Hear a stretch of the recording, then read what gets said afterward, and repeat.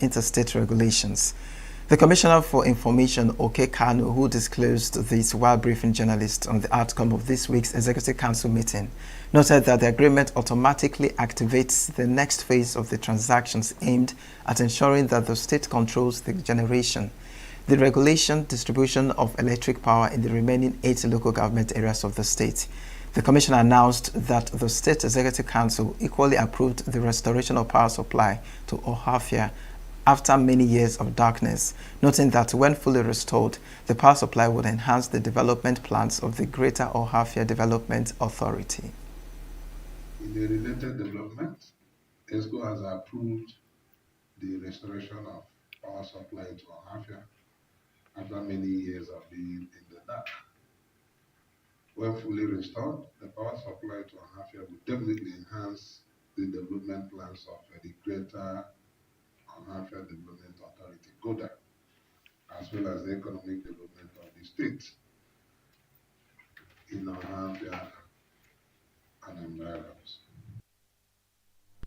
The Commissioner for Power and Public Utilities, Ikechukwu Mande, noted that the state has been in discussion with Interstate Electric, who own 60% of EEDC assets, especially at the states, noting that the just concluded negotiations would automatically activate the next phase of the transaction.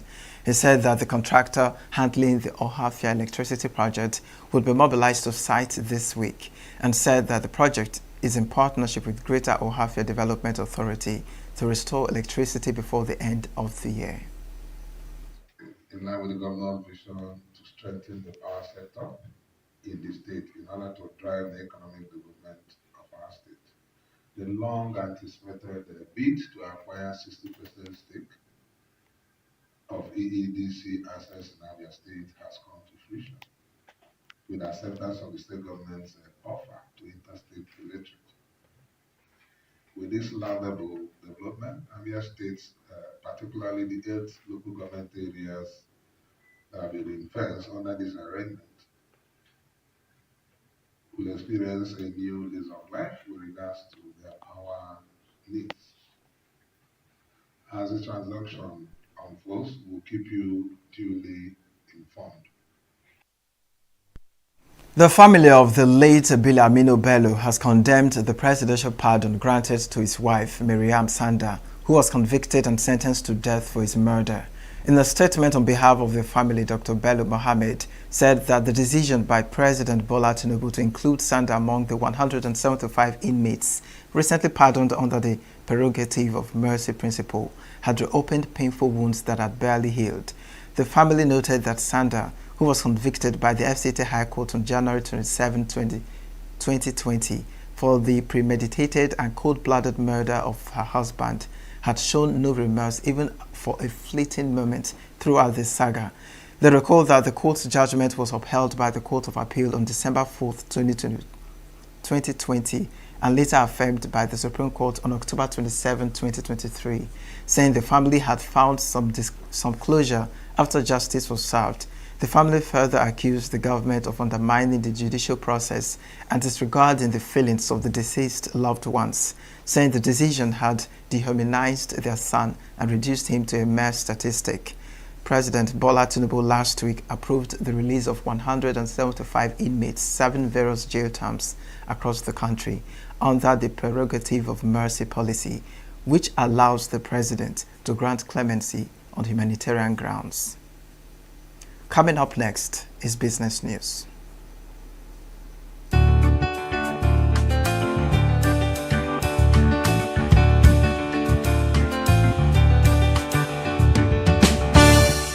Trading activity on the Nigerian exchange closed lower on Tuesday, October 14, 2025, with 262.39 million shares worth 8.26 billion naira exchanged in 16,671 deals. This represents a 58% decline in volume, a 39% drop in turnover, and a 47% fall in deals compared to the previous session. The market capitalization stood at 93.8 trillion naira. Out of 127 traded equities, 18 recorded gains while 26 declined.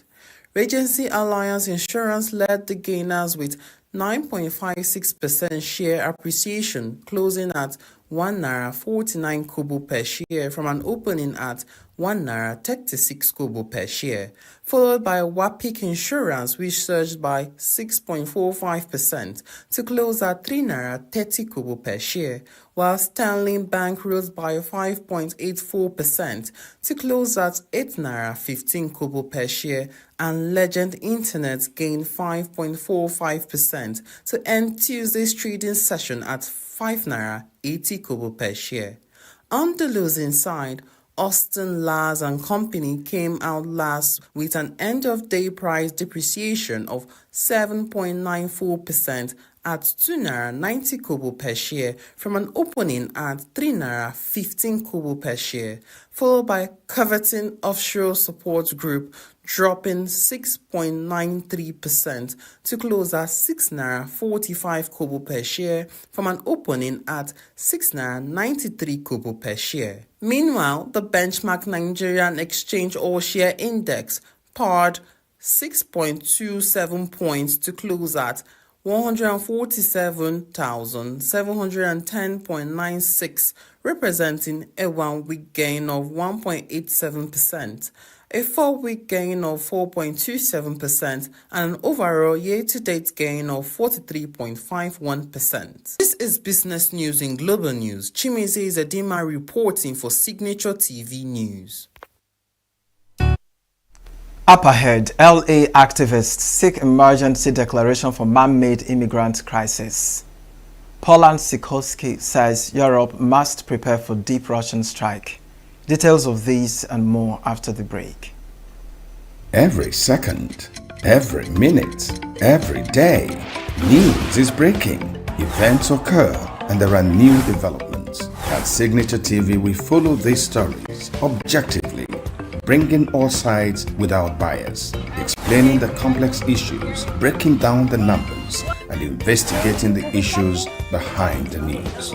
Anywhere and everywhere, near or far, wherever the news is, we will be there. Signature TV. News in your pocket. President Donald Trump said on Tuesday he is very unhappy with Spain for refusing to raise its defense spending to 5%, calling the move disrespectful to NATO. Trump also threatened possible trade punishments, including tariffs, in retaliation. I'm very unhappy with Spain. They're the only country that didn't raise up their number to 5%. Every other country in NATO raised up to 5%. And Spain is doing very well off our backs. So I'm not happy with Spain. Spain gets protection, and they know, look, they're sort of in the semi-middle of it, so they're going to get protected automatically. Even if you don't want to protect them, you're protecting them because of the way they're located. And I think what Spain did is a very bad thing for NATO. I think it's very unfair to NATO. It wouldn't matter if you said you're not going to protect them because they're pretty much protected. What are you going to do? Go through the other countries and let's go attack Spain, right? So I think what they did is not nice. I think it's very disrespectful to NATO. In fact, I was thinking about giving them trade punishment through tariffs because of what they did. And I may do that. I think unbelievably disrespectful. Spain. The only one out of all the countries in NATO, the only one that said that is Spain, and I think I think they should be punished for that. Yes. A U.S. strike on a boat off the coast of Venezuela on Tuesday killed 6 suspected drug traffickers. President Donald Trump said the latest of such operation in recent weeks as the U.S. builds up military forces in the region. The strike is the most recent example of Trump's effort to use U.S. military power in new and often legally contentious ways, from deploying active duty U.S. troops in Los Angeles to carry out counterterrorism strikes against drug trafficking suspects. In a post on Truth Social, Trump said the strike had been carried out against a designated terrorist organization, but he did not provide any details on which group.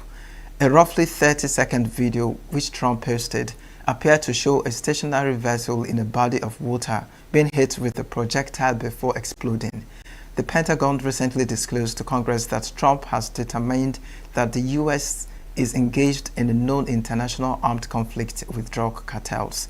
Some former military lawyers said the legal explanations given by the Trump administration for killing suspected drug traffickers at sea instead of apprehending them failed to satisfy requirements under the law of war. A large U.S. military buildup is taking place in the southern Caribbean. In addition to F-35 aircraft in Puerto Rico, there are 8 U.S. warships in the region carrying thousands of sailors and marines and 1 nuclear-powered submarine. The Trump administration has provided scant information on the previous strikes, including the identities of those killed or details about the cargo. Venezuelan President Nicolas Maduro has repeatedly alleged that the U.S. is hoping to drive him from power. Washington in August doubled its reward for information leading to Maduro's arrest to $50 million, accusing him of links to drug trafficking and criminal groups that Maduro denies. Los Angeles immigration activists and their legislative allies are pushing the city to issue a proclamation of local emergency over immigration raids. According to a press release by Los Angeles Supervisor Lindsay Hubbard, the proclamation would empower the country to expedite contracting and procurement, hiring, request additional financial assistance and mutual aid, and take all necessary emergency actions to support and stabilize impacted communities. We are here because what is happening in our communities is nothing short of an emergency. This is not new. For months, families have been living under threat.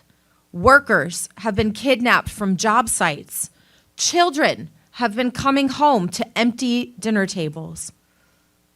Los Angeles County has a responsibility to protect every resident, no matter where they come from or what papers they carry.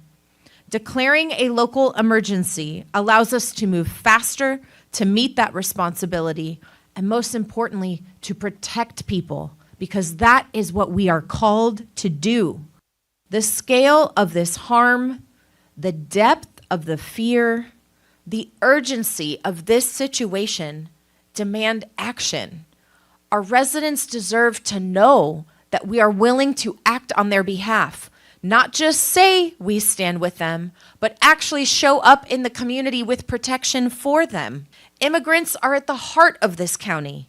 1 in 3 of us was born somewhere else. That diversity is not a challenge.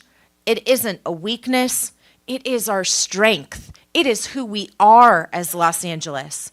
So to every family living with uncertainty right now, you are not invisible to us. You are not alone.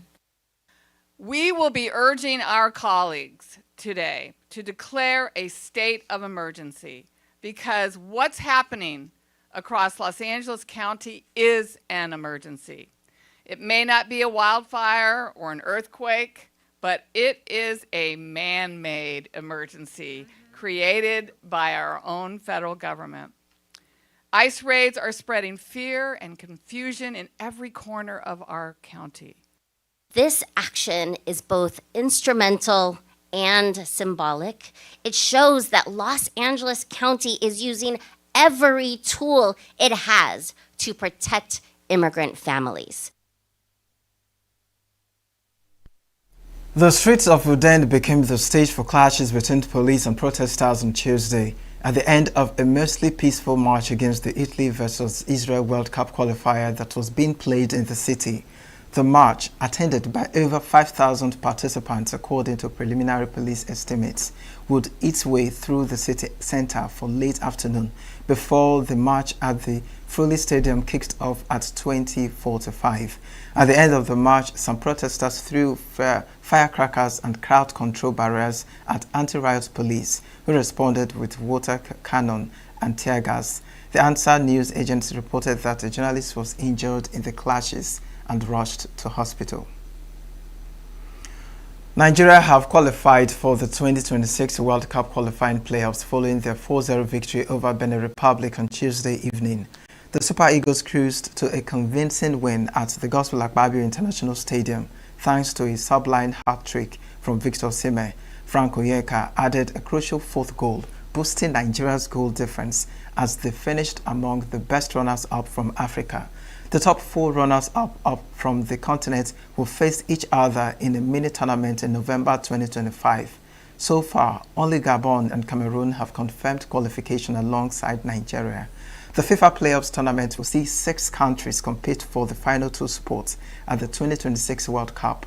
It will involve 2 teams from CONCACAF and 1 team each from AFC, CAF, CONMEBOL and OFC. The 4 lowest-ranked nations will meet in bracket semi-finals, while the 2 highest-ranked sides will advance directly to the finals. The winners of the 2 brackets finals will secure qualification for the 2026 World Cup. Lucky loser Valentine Roya upset 6th seed Sebastian Baez at the ATP European Open in Brussels on Tuesday. Arroyo overcame his Argentine opponent in straight sets 6-2, 6-3, having initially lost in the final qualifying round to Gilles and Gris Bali, and the 24-year-old will play fellow Frenchman Benjamin Bonzi, ranked 17 places above him at 53rd in the next round. Earlier on center court, Francisco Comesana had been made to work a straight sets victory against the Belgian wild card David Goffin, winning 7-6 to 7-5, 6-7-4. Argentine Comesana converted all 3 of his break points in the match to upset the home crowd and will face another Belgian in the round of 16, playing the winner of compatriots Zizo Bergs and Rafael Collignon. And coming up next is entertainment news. Music artist Victor Uchenna Okafor, popularly known as Mr. Real, has expressed concern over what he described as high level of intellectual property theft in Nigerian music industry. The Legbegbe Krona claimed that Afrobeats as a genre lack originality, stressing that a lot of songs and ideas on its scene were stolen. He noted that upcoming artists are the most affected but often don't get justice because they don't have much supporters to create awareness about the injustice. He claimed that even veteran artists like Blackface, who is always vocal about song theft, have used other artists' intellectual properties in the past without approval. Speaking in a recent interview, Mr. Real also dived into the allegations that Rema stole his colleague Omale's intellectual property, saying it could be possible due to the nature of the music industry. Taylor Swift has become the first artist in history to simultaneously debut a film, album, and song at #1 in the United States. Her new album, Life of a Showgirl, and the lead single, The Fate of Ophelia, debuted at the top of the Billboard 200 and Hot 100 charts. The extended promotional film, Taylor Swift, the official release party of a Showgirl, also topped the US box office this week. Taylor Swift has also become the first artist in history to occupy the entire top 10 on the Hot 100 on 3 separate occasions. With Life of a Showgirl, she set a new record as the first solo artist in history to achieve 15 #1 album on the Billboard 200. The album sold 4,002 million, making it the biggest first-week album sales record in the world. And that's the entertainment news. I am Queen Etwokunta, Signature TV News. That's the news this hour. I am Christopher Lele. Thanks for watching.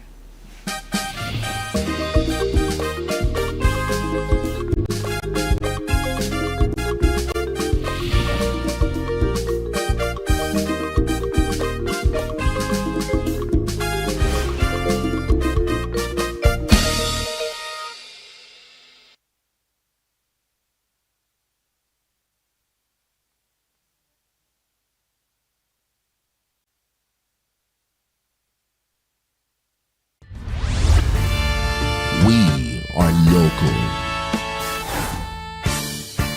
The international community is observing every Right, market is in chaos. People are... We are national. Those in support of this motion as amended, say aye. Aye. We have taken the vote by default. We are international. Israeli airstrikes. Donald Trump left us the worst unemployment.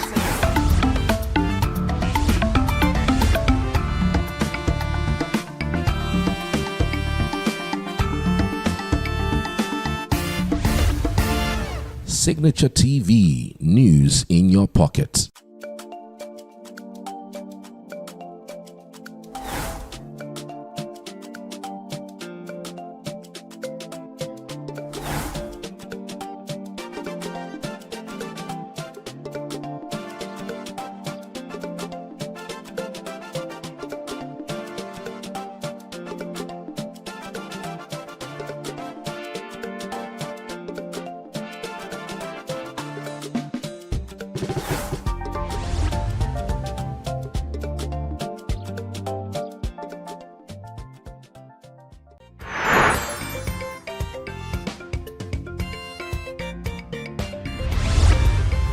Signature TV, news in your pocket.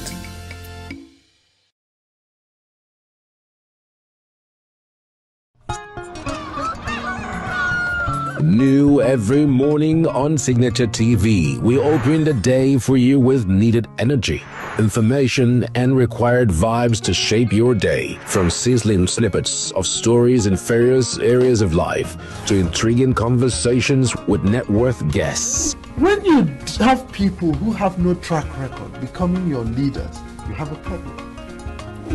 There's no outstanding gratuity when Obi took over from me. I left, in all the accounts of Anambra State, 13.8 billion for him. Your day cannot be complete without Signature Morning on weekdays and Signature New Day on weekends. There is no better way to start your day except Signature Morning and Signature New Day every day on Signature TV.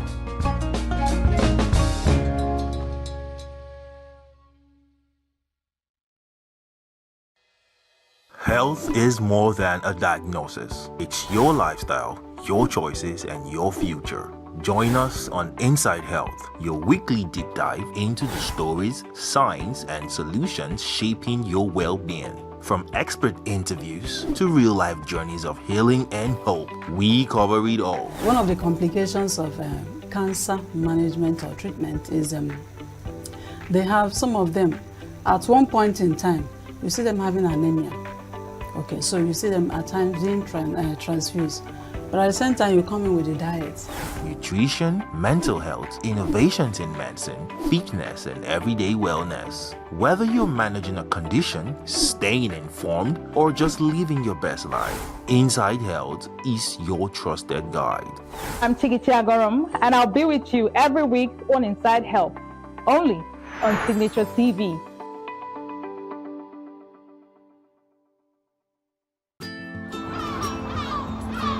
Bright and early as the day breaks, as the newspaper headlines trail the stories that shape the day. We at Signature TV trail the headlines that trail the day. We interrogate the headlines. We analyze the stories that make the headlines. Why is overrated, and they even overrated themselves and went into CBT. They are insensitive of some Nigerian children who have never had what they call CBT. With passion and emotion, we drive the conversation to change a narrative.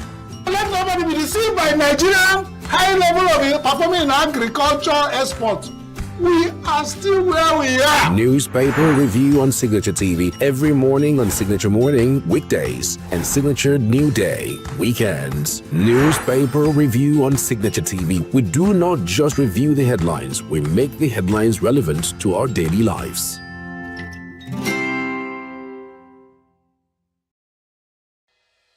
Health is more than a diagnosis. It's your lifestyle, your choices, and your future. Join us on Inside Health, your weekly deep dive into the stories, science, and solutions shaping your well-being. From expert interviews to real-life journeys of healing and hope, we cover it all. One of the complications of cancer management or treatment is they have some of them, at one point in time, you see them having anemia. Okay, so you see them at times being transfused. But at the same time, you come in with a diet. Nutrition, mental health, innovations in medicine, fitness, and everyday wellness. Whether you're managing a condition, staying informed, or just living your best life, Inside Health is your trusted guide. I'm Tigiti Agorum, and I'll be with you every week on Inside Health, only on Signature TV.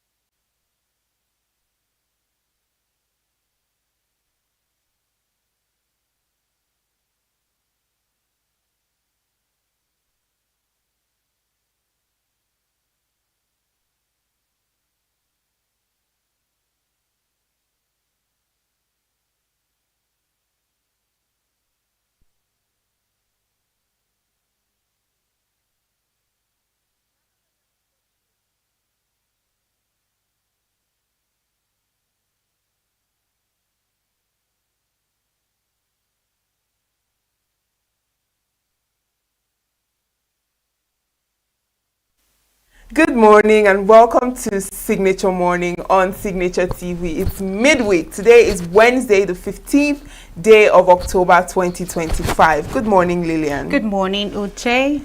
Well, first of all, I'd say our governor has finally moved over to the APC. Well, congratulations to him. I think that's all we can say at this point while we look at, what next. But on another note, this issue of tinted glass permits, we're still seeing the issues of motorists who are complaining that they have been stopped or harassed, in some cases even extorted at checkpoints, even after the court has said they should stop that. I think the Nigerian Police Force actually gave a deadline for, I think, 2nd or 3rd October for everyone to get their permit. I don't know. What's today's date? Today is 15th of October. So if they are making arrests, they are, it's okay because they gave the grace. Well, I mean, the court said something else, but let's look at how that turns out or how that pans out for both the police force and those who are affected by this. You're welcome to the program. Thank you so much for joining us. I am Uchenna Chimdi Oluoha. And I am Lillian Wali. Give us a moment. We'll be right back.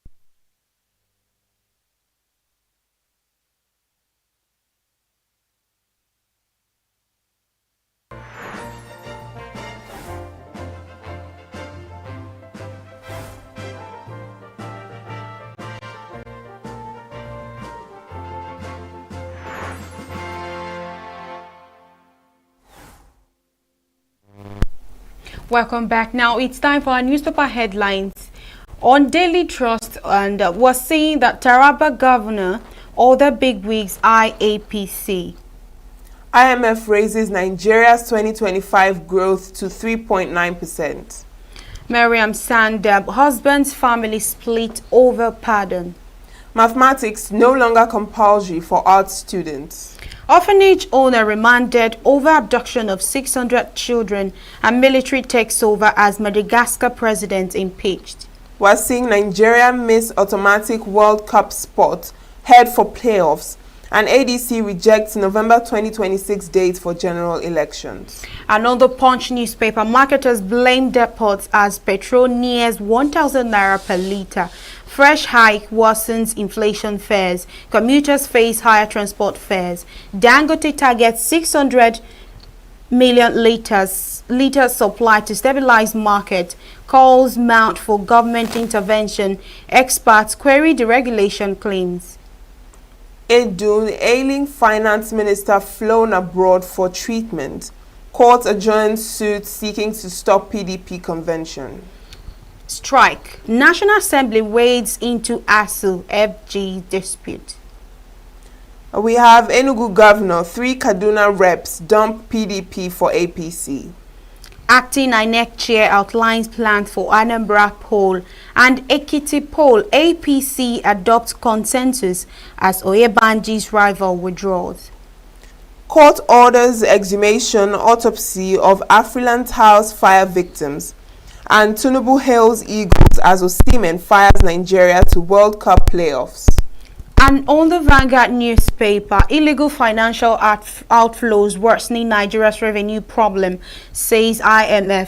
Promises renewed focus on tracing such flows to plug fiscal leakages. Upgrades Nigeria's 2025 economic growth forecast to 3.9%. Cites stronger domestic fundamentals. Calls for credible fiscal monetary policies. Downgrades global economic growth and forecast to 2.8%. On page 8, we have ASU, reps move to avert breakdown in varsity system. NLC draws battle line with FG over education crisis. And on page 12, we're seeing Okpebolo to commissioners, always wear Tinubu's cap during EXCO meetings. Dangote Refinery deploys CNG trucks to distribute petrol at 850 naira per litre. That's on page 15. And on page 6, why I dumped PDP for APC, says Mba. Now we're seeing maths no longer compulsory for arts candidates, says federal government. Approves new admission guidelines. And Wabara says defections, we warned Nigerians of APC's one-party game plan. And on the sports, FIFA 2026 WCQ, South Africa celebrate as Osimhen sends Nigeria to play-off. Well, that is the much we can read out right now on our newspaper headline this morning. And with us in the studio is Chris Maduka. Good morning, Chris. Good morning. Good morning, Chris. Good morning, Richard. Good morning, the world. And for everybody who has found time to join us this morning for another day Signature TV newspaper headline review. I like how you are smiling this morning. I'm happy to be here. There's so many funny things that happen in Nigeria, and you always have opportunity of hearing about them on newspaper headlines. As Nigeria is, so is our headline. Okay. So let's start with the Daily Trust. We're seeing Taraba governor, others, other bigwigs, IAPC. Yeah, it sounds good. The girl of defections.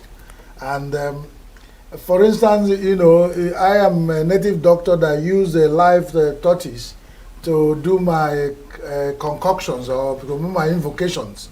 So I'm using ENUGU State, where we are staying, to analyze the gale of defections.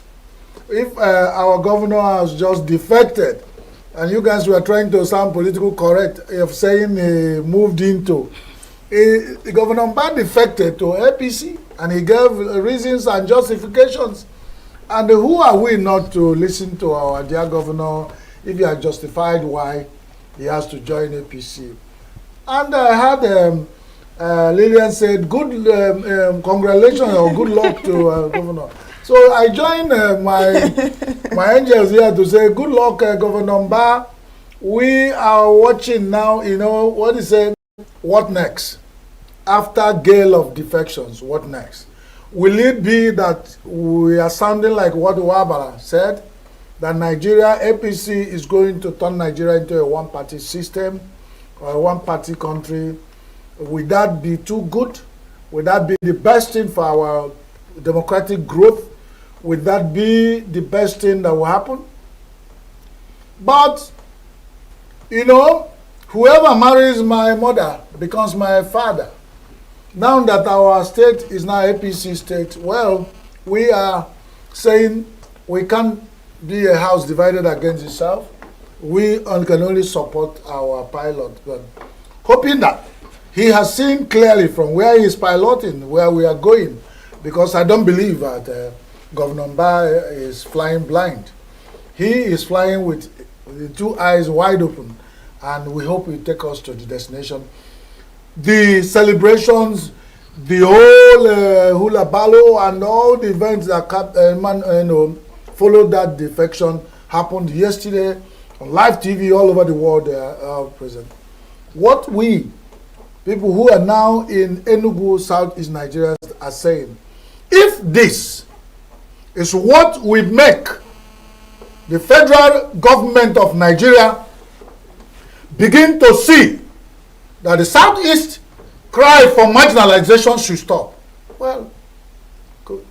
If, as it is, that all the Southeast becomes aligned with the Central Party, and all that is happening in Lagos State against Igbo tribe will stop. How good. If what is happening, that somebody like Nnamdi Kanu has been in, and the other people are seeing that probably because he's coming from Southeast, that's why he's still there. If that, we sort out that, and then the issues that are arrive in Southeast Nigeria will be solved. All good and well. We are saying, for whatever reason, what we are looking for at the bottom of the plate is either fish or meat. We are not, the Southeasterners are not, they are very peaceful people, resilient. They are, so some of them, what are they saying? Once you give them, like a man from over we say, an average Southeasterner want peace and a good environment to do his business. If they don't depend on government, they are not beggars. They are very proud people and hardworking anywhere they find themselves. But for the people that have come to set fire here with one reason or the other, and they are doing what they call self-immolation, taxing themselves so much to show the federal government that this is what we want, and everybody neglected it. If all the people of Southeastern join APC and that will stop, who am I? We say, good luck. But whatever they've told us, let it not be what they tell a woman on top of a bed to sleep with her. If I go to Aba, I'll buy you Onitsha. If I go Lagos, I'll buy you Lagos. That let it not be. Let it not be political. Let it be everything they've told us yesterday, the defection of Governor Peter Mba to APC. Let it come out and sound well. We are watching and wish Governor Mba good luck. In his new dispensation, somebody yesterday was saying, let them begin to get them together to rehearse the new tagline of APC. Before somebody will say APC will say power to the people. And then there will be a problem. Let them learn. Let it not be change of uniform. Let there be change in what they call, of course, I don't know how many political parties in Nigeria still believe in what they call their manifesto, and you know, they have a character. They seem to have mixed Gusi, Obono, ENUGU, white soup, everything in Nigerian political system. There's a mixture. You chop from everywhere you want. So we good luck. That's all I can say about that. Good luck. Good luck to politicians. Good luck to all their decisions. But let them politically govern us right. That's all we're saying. Okay, now on the Punch newspaper was saying marketers blame depots as petrol nears 1,000 naira per litre. Marketers will blame the depots. The depots will blame marketers. At the end of it all, when they don't see anybody to blame, they will blame Dangote. From blaming Dangote, they will leave NNPCL. They will leave the President of Federal Republic of Nigeria, who is the substantial Minister of Oil and Gas. They will not blame the Minister of State for oil. They will not blame all the people that governing all the regulatory bodies in oil and gas. They will not blame corruption and sleaze that has held the oil and gas sector in Nigeria to the neck and don't allow it to breathe. They are looking for who to throw blames. What we, as Nigerians, who buy fuel now an average of 1,500, is saying, we don't care about blame. When the price of oil and refined petroleum products in Nigeria was 150 naira, they were still throwing blames. From that time, they blamed themselves to 1,600, 700, there were still blames. It came down to about 950 for Lagosians, 970 for Abuja. There were blames. Now they struggle and blame again and blame the Nigeria back to this price. You say 1,000 naira is for Lagos and Abuja, where it matters for them. They don't care. Check the territory of Nigeria, the landmass of Nigeria. Check at the extreme of Kutuwenji. Check at the extreme of the last man living in the Nigerian border near Cameroon. Check towards Borno. Check towards Benin Republic, the last people at the Badagry border. Check around Nigeria how much they're buying fuel. Nigerians are telling themselves lies. And these lies are led by the leaders. The worst is that people in oil and gas, both the marketers and the marketed, and all the depots, they are all liars. All they are lying to us to knock heads. We will leave that we are buying fuel at 1,000 extra naira and start looking for who they blame. To hell with the blames. Let them bring back the oil. Otherwise, they blame anybody. It doesn't concern us. What concerns us is that Nigerians have parked their Tokumbo cars long time. They continue with the blame. Sometime they will come back. And I bet them, one day is coming. They will blame themselves and use this fuel to drink tea. They will use it as tea in the morning, use it to feed their dogs and everything in their house. They will be pouring it as wine when the visitors come. Since they don't want Nigerians to have access to it, let them blame themselves to hell. God bless them as they blame themselves. All right, we're seeing a change in the admission guidelines that maths it's no longer compulsory for arts candidates. This is from the federal government. Yes, the federal government has come up with new guidelines. Waiting concern Agboro with overload. That's what they say. But they have tracked. Is that the cost of 1,000 naira fuel? Removing mathematics? Is that what is making corruption to be high in Nigeria?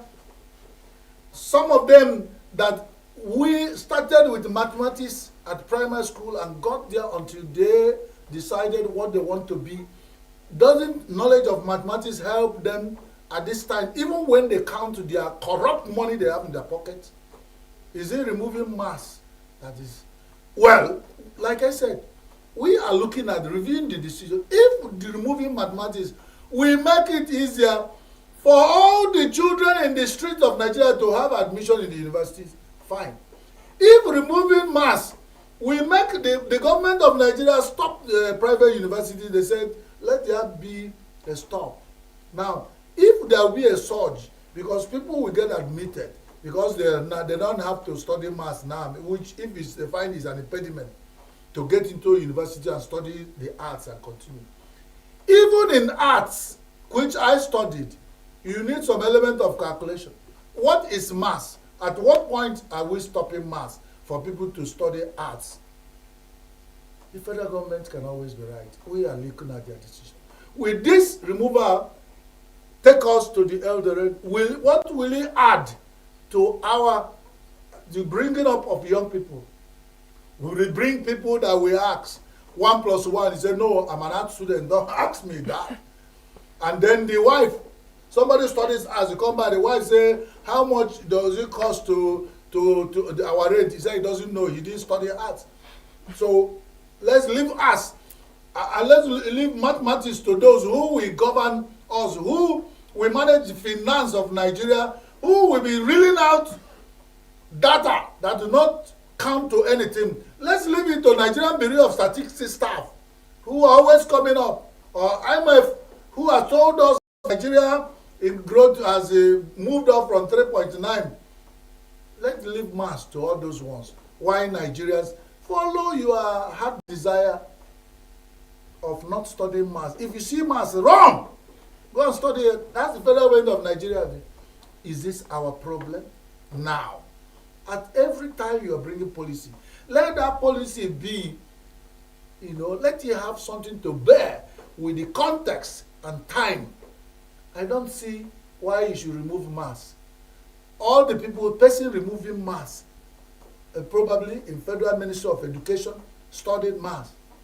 His children in the foreign universities where they are studying maths, even to get to a certain level before they specialize. What don't you need maths to do in the world? For logics, even in logics, in classics, even in the highest, smallest level of humanity studies, you need the element of mathematics. Mathematics is not the problem of Nigerian children. It is not. What Nigerian children need, conducive environment. Let the government, no work, no pay, is trying to tear our educational system apart. Somebody is warning, NLC has stepped in. In one of the headlines, well, do we have that? Still on the Vanguard, ASU, reps move to avert breakdown in varsity system. NLC draws battle line with federal government. This is where our problem is in education, not mathematics. So why are we leaving the substance and pursuing the shadow? We know what our problems are. Do they, federal government, and people who speak for federal government, do what they call stakeholder surveys? Ask people, what do you want? Do they just stay in the comfort of their home and say, I think my son has not gotten JAMB admission. He has not passed. He go back and say, let's remove maths so that he can go into university. Is that? For some of them that I know, I just don't know why this should be an issue. So, would that take us to that? The ASU reps moved about breakdown of varsity. The university system in Nigeria has been broken down since the federal government over how many years has refused to listen to what ASU, to obey. Agreement is an agreement. But not in Nigeria. Agreement today, the government is continuing. Agreement today has shown even in the whole thing about there's no continuity. Because everybody gets here and then start running his own agenda. If government is continuing, as they told us, and Nigeria, if you go in Aso Rock, you inherit everything there, both the good and the bad and ugly. Why has other people who has inherited Aso Rock refused to implement an agreement held with ASU 2009? Does it not sound shameful that somebody is telling lies? It's not from my mouth you hear that the people at the high echelons are telling lies. But there are certain things they will do. It looks like they are not telling us the whole truth. That's what you see. So university education has broken down. With the 2 weeks warning strike, instead of calling them the order, you are using Pepe to cure madness. No, if you don't come to work, so what are they? Does it show that there will be peace, that will get back to school in the shortest time? All right. When 2 elephants are fighting, all right, the grass suffers. Well, another headline on the Vanguard that you've been crying about is the illegal financial outflows worsening Nigeria's revenue problem, says IMF. They only hear if they only matter at Malbo. If they know this, they have to wait for IMF to come and tell Nigeria that the way illegal funds, and what are these illegal funds? Corrupt money put in corrupt system to. Let me give you an instance of an illegal flow of funds. Somebody deals on cocaine and they travels abroad, sells the cocaine, brings in transfers the money into the system and packs it and use it to do things that they don't pay anything to government. Some money moving around in Nigeria, corrupt money that does not pass through the system so that when it needs to be taxed, it should be taxed. When they need to pay something. And a lot of corrupt money. Some corrupt money are in Nigerian banking system and they are controlled by corrupt big people in Nigeria. And these monies are not passing through the system where it can be accounted for. And they still use them to buy Abadu and in Nigerian markets. And it does not register with the system.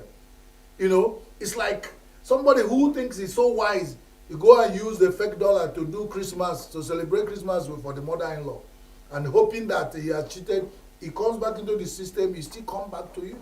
That's what is happening.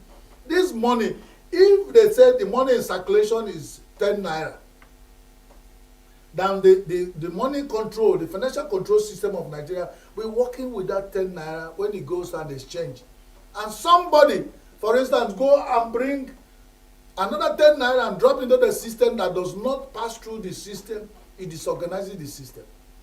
So people will have money that they make illegally and they're spending it into the system and they're not paying, they're not passing through where they will pass so that somebody will record it and tax it. And it's in Nigeria that allows the one individual to hold in a single bank account of 5 billion, 500 billion, trillions, single account.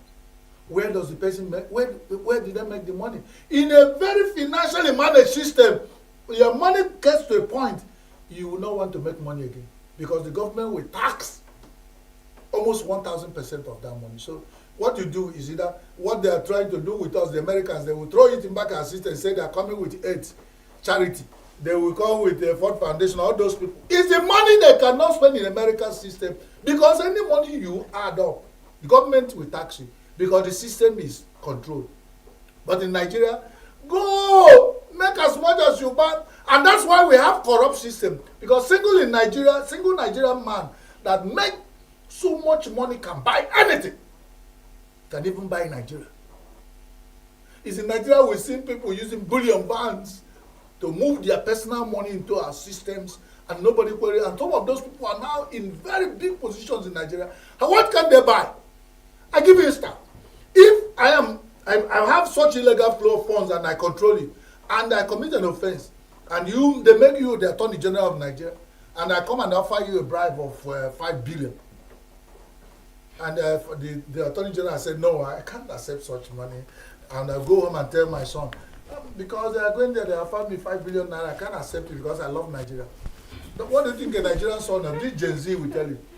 Papa, you better go accept the money. Don't come to this house or we kill you. So the system pardons illegal flow of funds and they control it. Illegality cannot beget legality. That's why. And Nigerians with this thing have been living on illegality, and the people that the corrupt leaders control the illegal flow of funds more. And they think it will make Nigeria to... No way.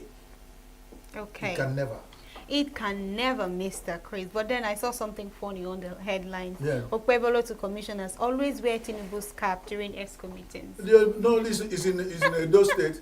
If you come, Okpebolo, you have to come to ENUGU to make me to remove this one, to wear your own. So wear your own cap, any cap you want to wear. I mean, it's a democracy. Right. But for where I fault it is making it a law. He didn't suggest it. So if you get into Edo State, you have to go, before you get to Edo State, go and buy a Tinubu cap with the script. Otherwise, right. you know. So good luck, Okpebolo. Wear a Tinubu cap and continue. Go to the markets in Yellow and every areas of, give them, buy it and share as empowerment. Good luck. I miss you. Don't forget your payoff. I can't forget. I just want to pause very well because that payoff, I need the kick to give you the payoff. So Nigerians and all the people watch around the world, thank you for having been with us this morning. Hope we have not bored you. Thank you, my grown-up angels, and thank everybody. I wish you God blessings, but remember that God blessings are meant for those who deserve to be blessed. Exactly. All right. I had fun in this particular newspaper headlines and review. Thank you very much, Chris Maduka, for that insight and review. And we'll go on a short break. When we return, Signature Morning continues.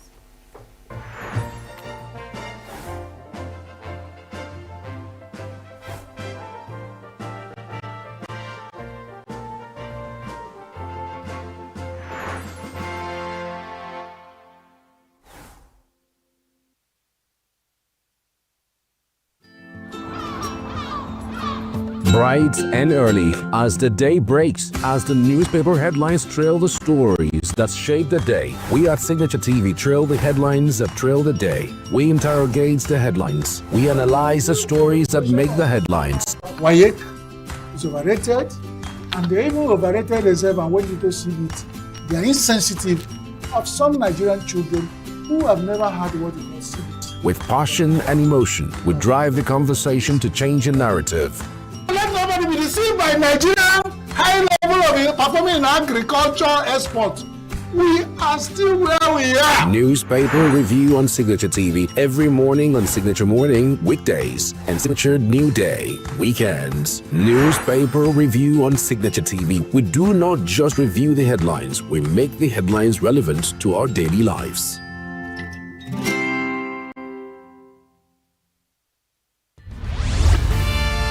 We are local. The international community is observing every... Just finish the Why the main market is in chaos. People are... We are national. Those in support of this motion as amended, say aye. Aye. We have taken the vote by default. We are international. Israeli airstrikes. Donald Trump left us the worst unemployment.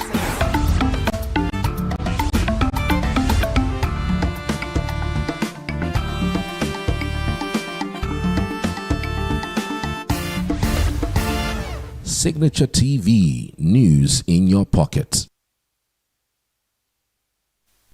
Welcome back. Now, Enugu's political landscape has been shaken by Governor Peter Mbah's defection from the PDP to the APC, and this has sparked up a lot of conversations around it. And so now we're going to examine Governor Peter Mbah's defection matters arising with Barrister Chukwunonso Obe, a legal practitioner. Good morning. Thank you for joining us. Good morning. It's my pleasure. Good morning.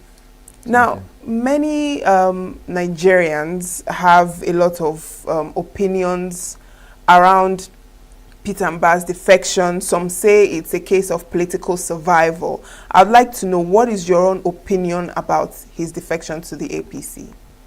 While approaching the issue from a legal perspective, I think there's nothing wrong with what the governor has done, because the Nigerian constitution is silent on the legal consequences that will accrue from the act of a governor of a state or a president, as the case may be, defecting from the political party under which platform he was elected to another political party.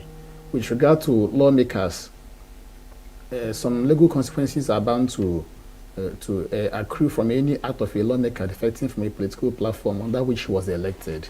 But as I noted earlier, that's not the case with those who occupy executive positions in Nigeria. So legally speaking, there's nothing wrong with what the governor has done.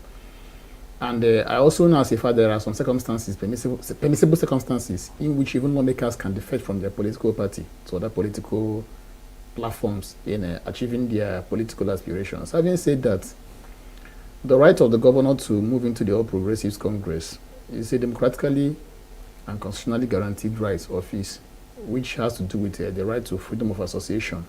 So he has the right to identify with the APC as a political party in achieving his political aspiration.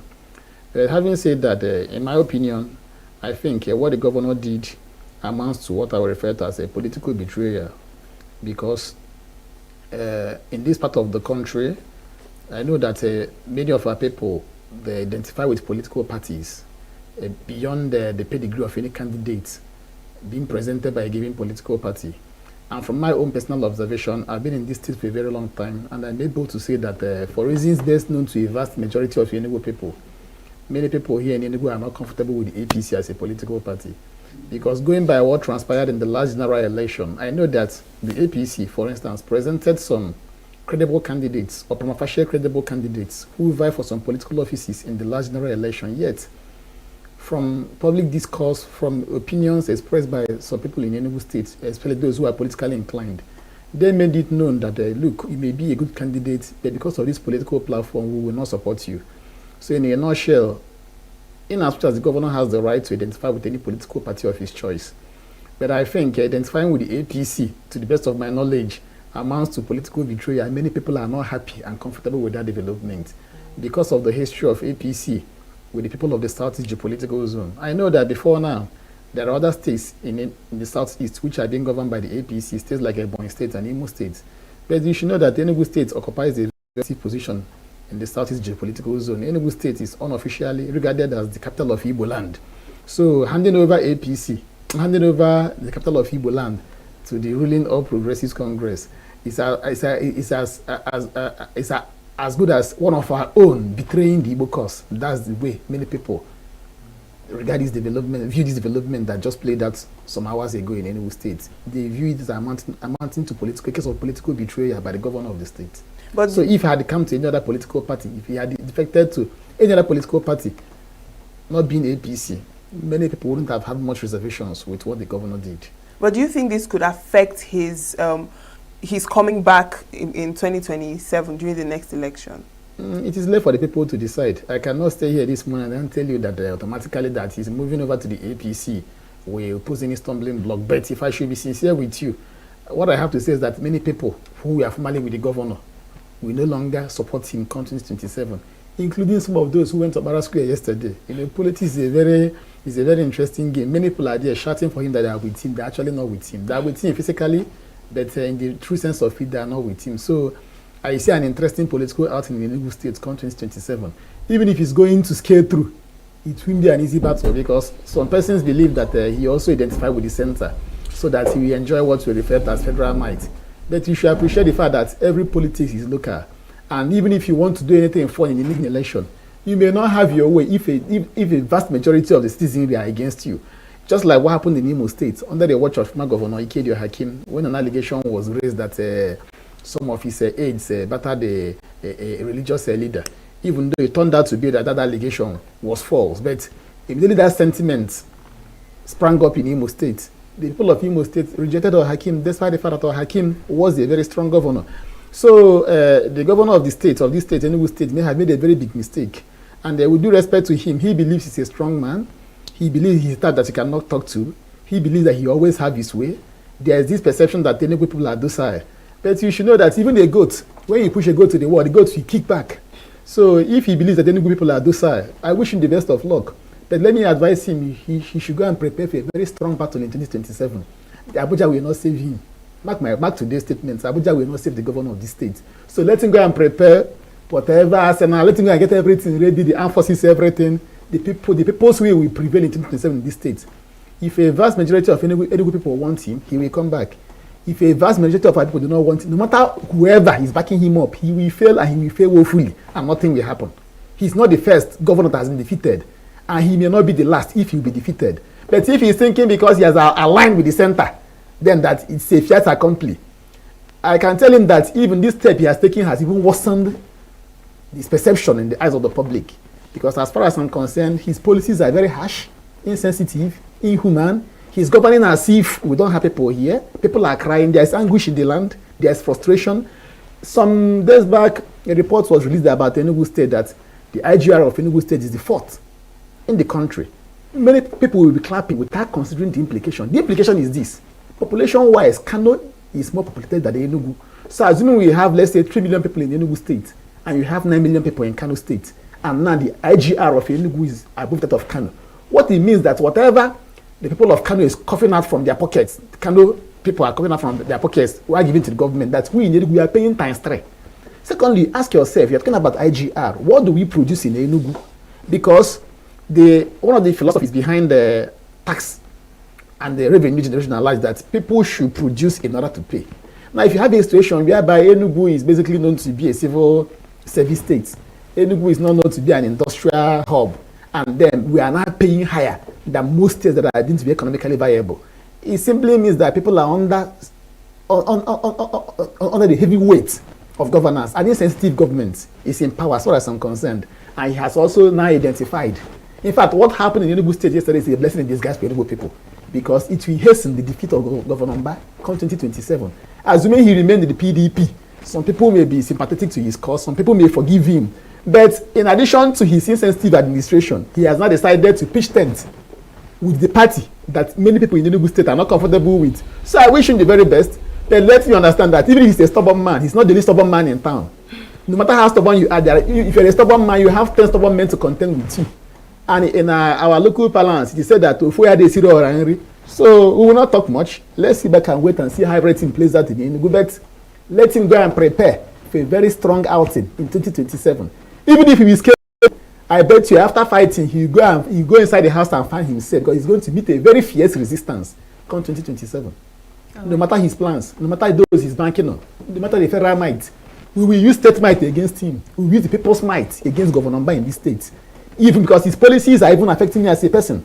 So rest assured that as he's preparing for federal might, we in Enugu State, we are going to use state might against him. And we tell him that he's a son of Enugu State and he cannot override us. He cannot intimidate all of us. It is not possible.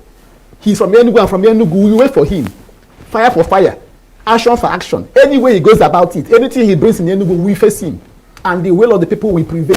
So anybody trying to do anything funny in Enugu, mark my word today, come 2027, the votes will count. Whoever wins, if he wins, good, he will go his way. If he doesn't win, he will get out of office. So if he's planning to do anything for the federal might, we will use the state might, the people's might, and resist him.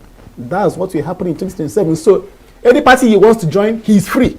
That's his constitutional right. He has the right to identify with any party of his choice. The people will also do their own. Come 2027, the people will say, Peter Mba, we want you or we don't want you. If we say we don't want you by majority vote, he will go. He's not the first that has been sacked, and he will not be the last if he will be sacked. As simple as that. All right. Now, what does this actually mean for PDP in Enugu and in the Southeast, saying that they no longer have any grip on any state in the Southeast region? Anyway, what you shall appreciate about party politics is that you cannot rule out any political party, no matter how inconsequential the party may seem to appear. Just like what happened in 2023. Nobody saw the labor wave taking place in this environment. So obviously the PDP is contending with many challenges. Some of these challenges are occasioned by the miscalculations of the PDP as a political party. Because I think one of the major challenges that before the PDP has to do with the issue of zoning, not zoning the presidency. To the southeast, I'm not saying the south, to the southeast.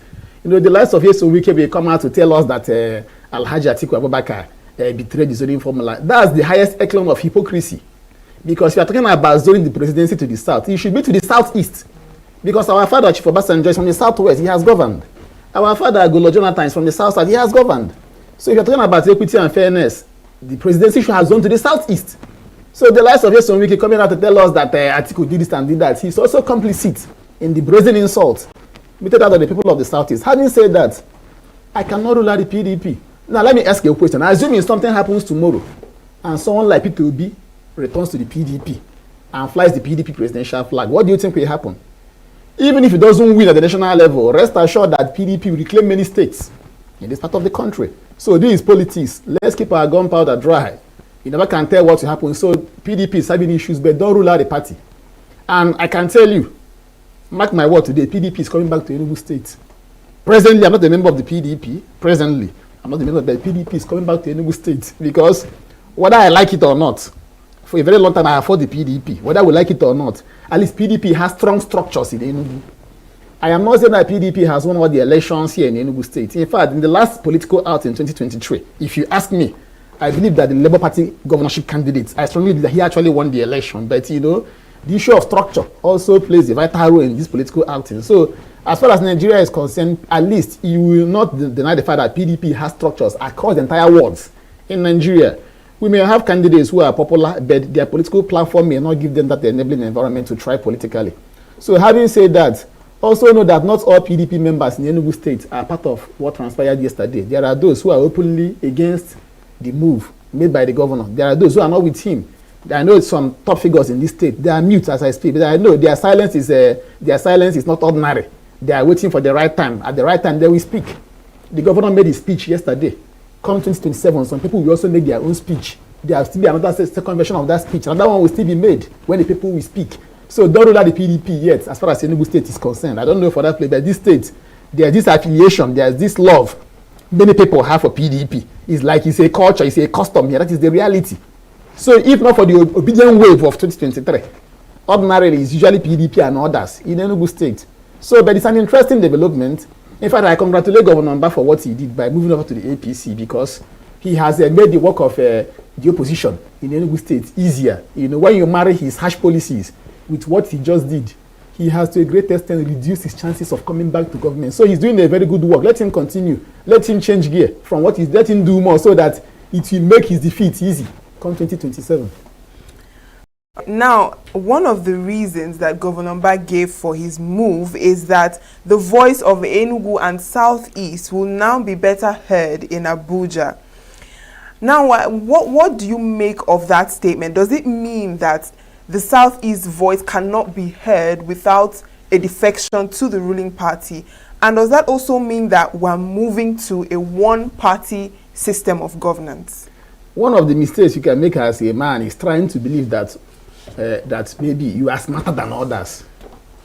No matter how intelligent you may be, you may meet those who are more intelligent than you are. With due respect to the governor, the way he spoke yesterday, I listened to him. I'm on my way to a particular place when I listened to him when he addressed the state. Don't think you are talking to those who are not smart, even though you may be the governor of the state. Now, the question is this. Before now, the governors of Ebonyi and Imo states, they've been in the APC. Does it mean they incurred any advantage above Enugu State by virtue of their being members of the APC? If you want to defect, it's your right to do that. They are now telling us that the voice of Enugu will be heard. We don't need to be heard in Abuja. I repeat, as far as I'm concerned, we don't need to be heard. If you want to be heard, go and put your house in order. If you govern well in your state, you will be heard. Because as far as the Nigerian political workings is concerned, rather, it is his interest that it will not be heard in Abuja, not Enugu interest. His personal interest is what will not be heard in Abuja. So when Governor Jim was the governor of Old Anambra State, he was in the opposition. His voice was heard. The voice of the people of Old Anambra State was heard here in Anambra State. Because Nigeria, there is this level of injustice being perpetrated in the Nigerian environment. So the governor telling us that it's for our voice to be heard is an indirect insult. Because you are trying to project your selfish interest and you are trying to subsume that under the ambit of trying to protect or project the interest of Enugu people. It's not true. Tell us you want to defect to the, and you have defected to the APC in order to protect your own political interest. Understandable, that's excellent.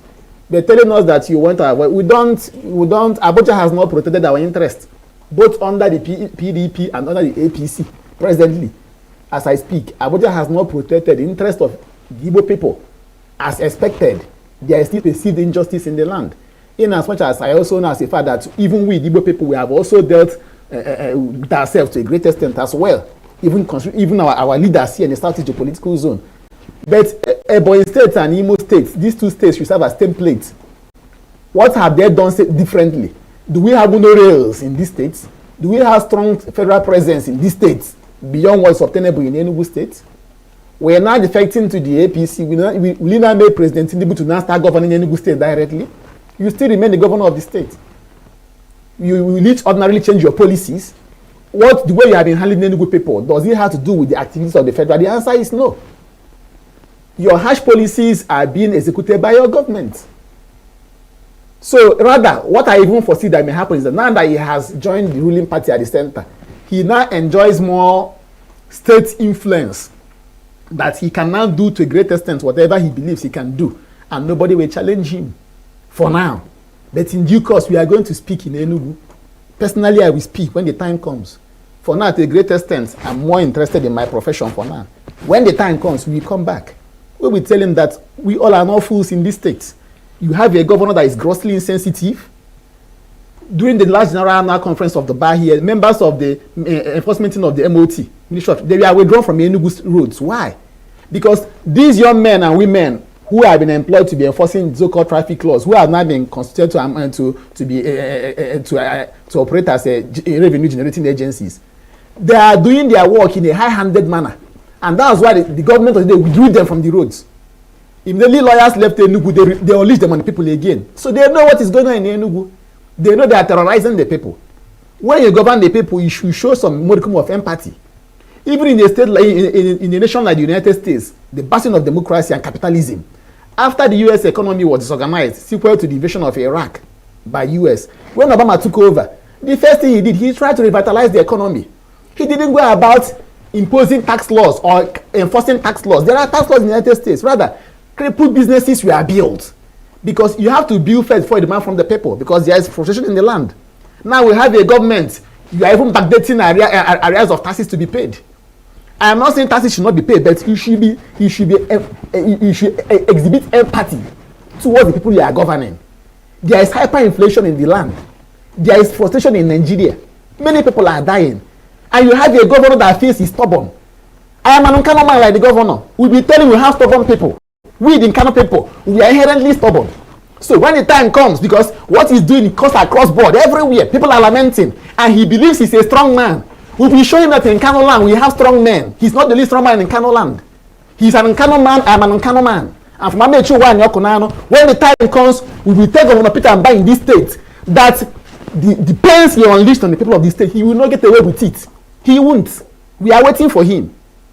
We are waiting for him.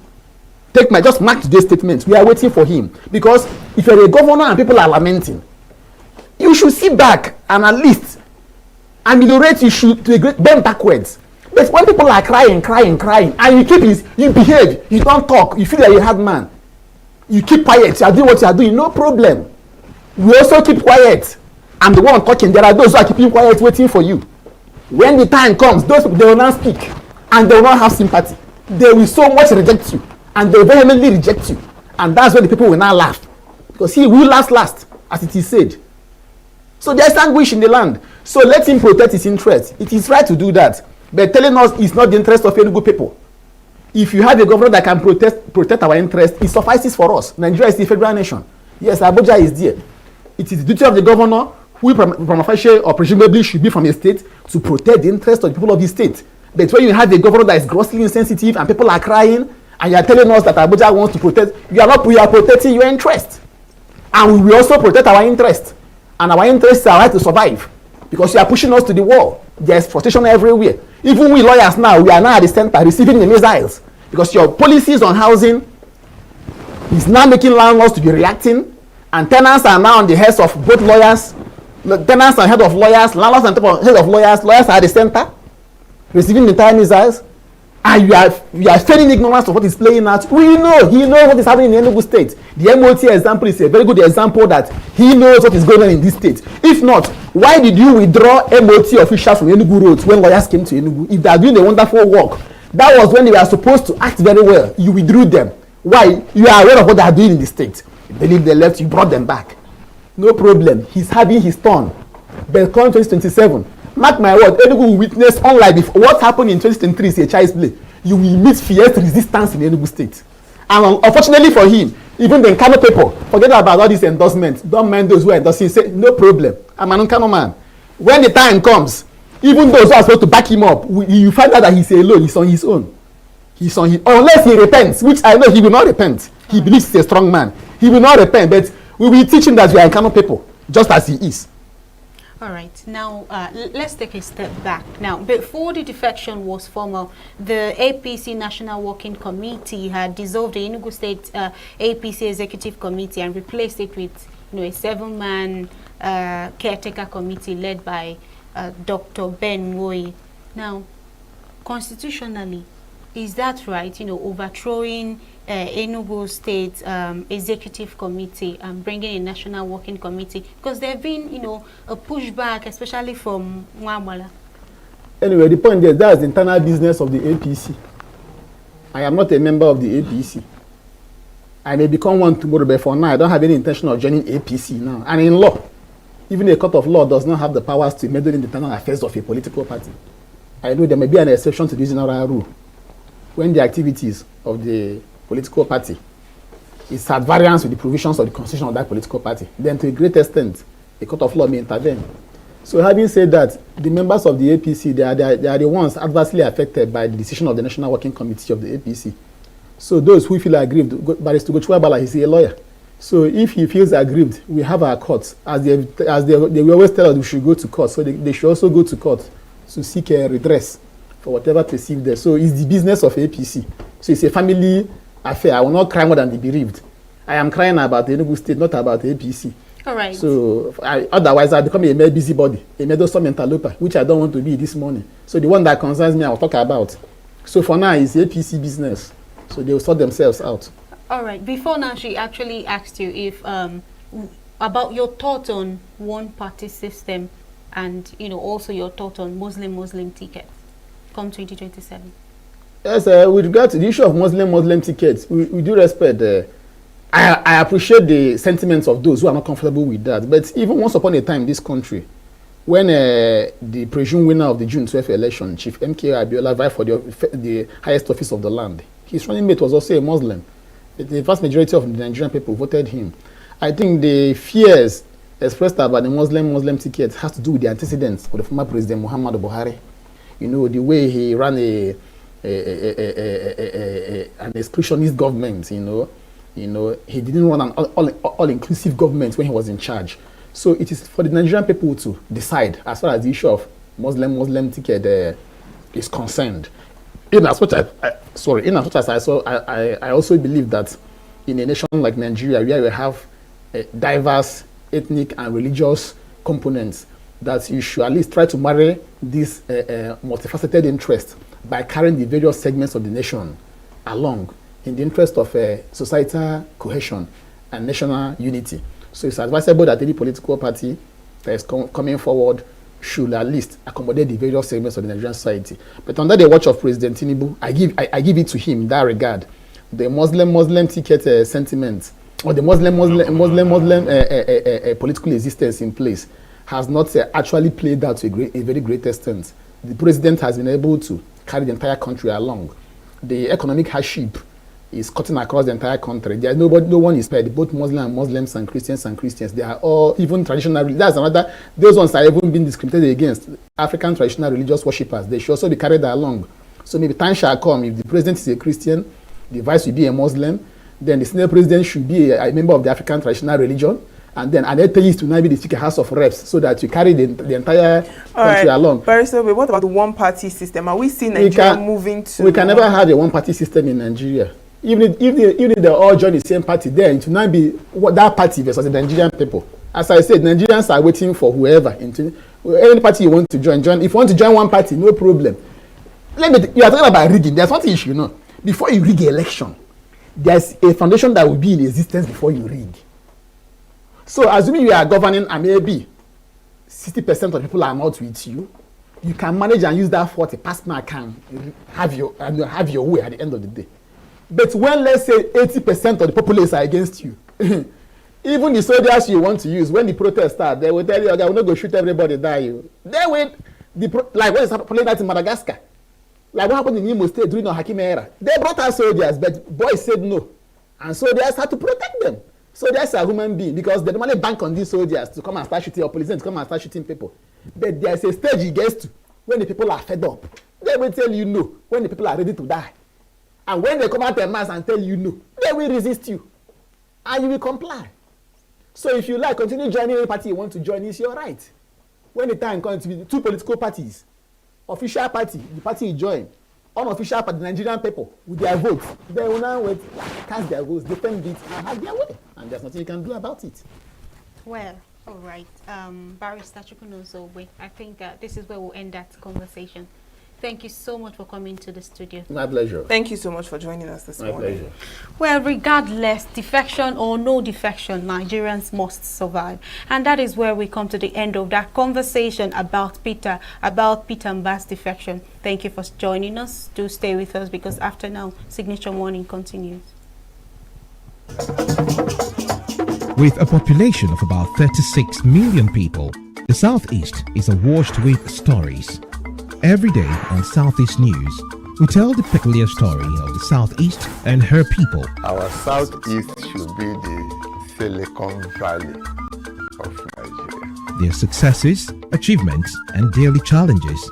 Do you have a Southeast story to share? Community achievements and challenges, completed and uncompleted projects, bad roads, water scarcity, erosion, flooding, insecurity, or even disagreements? Bring it on to Southeast News. On Southeast News, no story is too big or too small. Southeast News. Let's tell our story.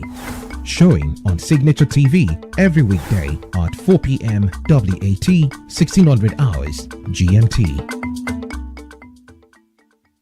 Every second, every minute, every day, news is breaking, events occur, and there are new developments. At Signature TV, we follow these stories objectively, bringing all sides without bias, explaining the complex issues, breaking down the numbers, and investigating the issues behind the news. Anywhere and everywhere, near or far, wherever the news is, we will be there. Signature TV. News in your pocket.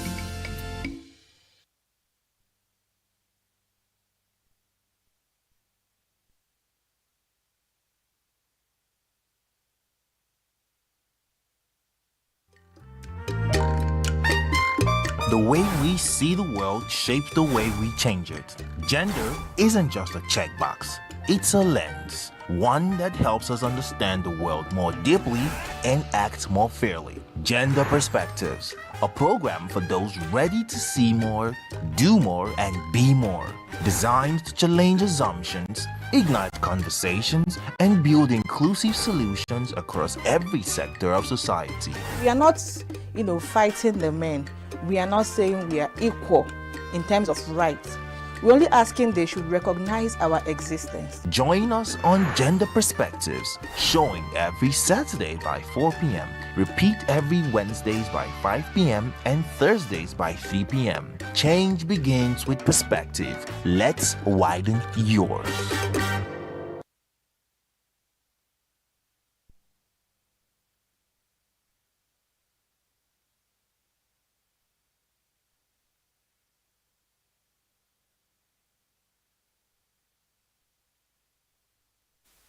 Welcome back. Now, the Southeast remains one of Nigeria's most industrious regions, yet it continues to trail behind when it comes to federal infrastructure, investment, and political inclusion. And so today we'll unpack these disparities in Southeast development with Honorable Uche Onyagocha, a former member, Federal House of Representatives. Good morning. Thank you so much for joining us. Good morning. Right now, Honorable Onyagocha, you've been vocal about the current structure of Nigeria being unfair to the Southeast, especially in terms of federal appointments and resource control. Now, I'd like to know, why do you think that is so? Why do we have that situation in the country currently? Well, the situation has arisen more by the fact of the dubious constitution we are operating in the country. Today, the single most dangerous document in Nigeria is the Constitution of the Federal Republic of Nigeria, 1999. That is a very dubious document. It is a fabrication and not the wish of the people. It is a decree and not the constitution of the people of Nigeria. The clause at the introduction of the constitution which says we the people is dubious and unacceptable. It was a document hurriedly prepared by Abdul Salam Abubakar out of panic, and he simply dumped it on Nigerians and left. As long as Nigeria continues to be run on the basis of the 1999 constitution, Igbos and many other groups that didn't have a hand in the making of the 1999 constitution will continue to suffer. So where to start is we must reject the 1999 constitution, and we must insist that a people's constitution must be made in Nigeria, by Nigerians, to govern Nigerians. This will resolve the issues of imbalance which the Igbos and many other groups in Nigeria are suffering. Anything short of this is a waste of time. All right. All right. Thank you for that response. Now, can you briefly describe how you see the current development gaps between the Southeast and other regions in Nigeria currently? Well, I have said that these gaps are already legally created, because if you look at the number of local government areas that Kano State and Jigawa State have gotten vis-a-vis the total number of local government areas that the entire Southeast has in the Constitution, is a very fatal injury. And unless it is corrected, this imbalance will continue to grow. The local governments were created by military dictators under Abacha and all the rest of them. And it didn't follow any yardstick that anybody should respect. Therefore, I see all the structural imbalance as still emanating from that constitution. And in whichever way you look at it, whether politically, whether by issue of zones, as per the 5 states that we have in the Southeast, and whether it's even by way of siting of infrastructure, the Southeast is the biggest loser. I'll give you a very practical example. The most mobile ethnic group in Nigeria today is the Southeast. But anytime you talk about railway development, the South is excluded. They tell you such nonsense like Port Harcourt to Kano. That is not where the traffic is. The biggest human traffic today of goods and services is from the Southeast to the Southwest. But they are not interested in developing the railway in that direction. Why? Because it suits their convenience. So these issues of imbalance are part of the reasons why Nigeria is not developing economically. You cannot exclude the hub of business development and expect your economy to grow. The Southeast are all over the country, the Igbos are all over the country, building industries and growing the economy. They are the only people that are moving 24 hours across the world, across the country, trying to set up infrastructure for the development of the economy. Yet everything is structured to hamstring them. That's why Nigeria is not making any progress. All right. Now, you made mention of a structural imbalance. But then if Nigerians are aware that Abdul Salam Abubakar did not do justice to the 1999 Constitution, why have there not been any form of change or amendment at least? And then what is the barrier of, what is the barrier of a balanced inclusion for the Southeast people? And what would actually trigger a change that would positively impact the Igbos? There have been amendments to the Constitution, don't get me wrong. There have been amendments, but you cannot cure a major structural defect by amendment. It's like you have a one-story building and the foundation is structurally defective. No matter how many times you crack the wall and put one pillar at one point or the other, or crack the decking and put one pillar at one point or the other, it will not cure it. The only solution remains that the 1999 Constitution must be struck down and a new constitution made by the people of Nigeria is brought into being. We have been saying this. Abdul Salam Abubakar is alive and he's refusing. We have been taking him on this for a long time. We've been campaigning all over the world and all over the country that you have a defective constitution. That is why Nigeria is not working. You have a defective constitution. That is why good governance is far away from us. The judiciary is totally in a mess. The legislature is a complete mess. The executive is a gang of armed robbers. So unless you cure all this by totally striking down the constitution and making a people's constitution where the people will strictly say how they want to be governed. The INEC, as you have presently, can never organize a free and fair election. The police, as presently structured, can never reduce crime in Nigeria. The army, as presently structured, or the state security services, as presently structured, can never remove the insecurity challenge in Nigeria. That is why these problems continue to go on year in, year out. Because every of these structures on which Nigeria has been built is in a state of imbalance. And I want to make this point clear.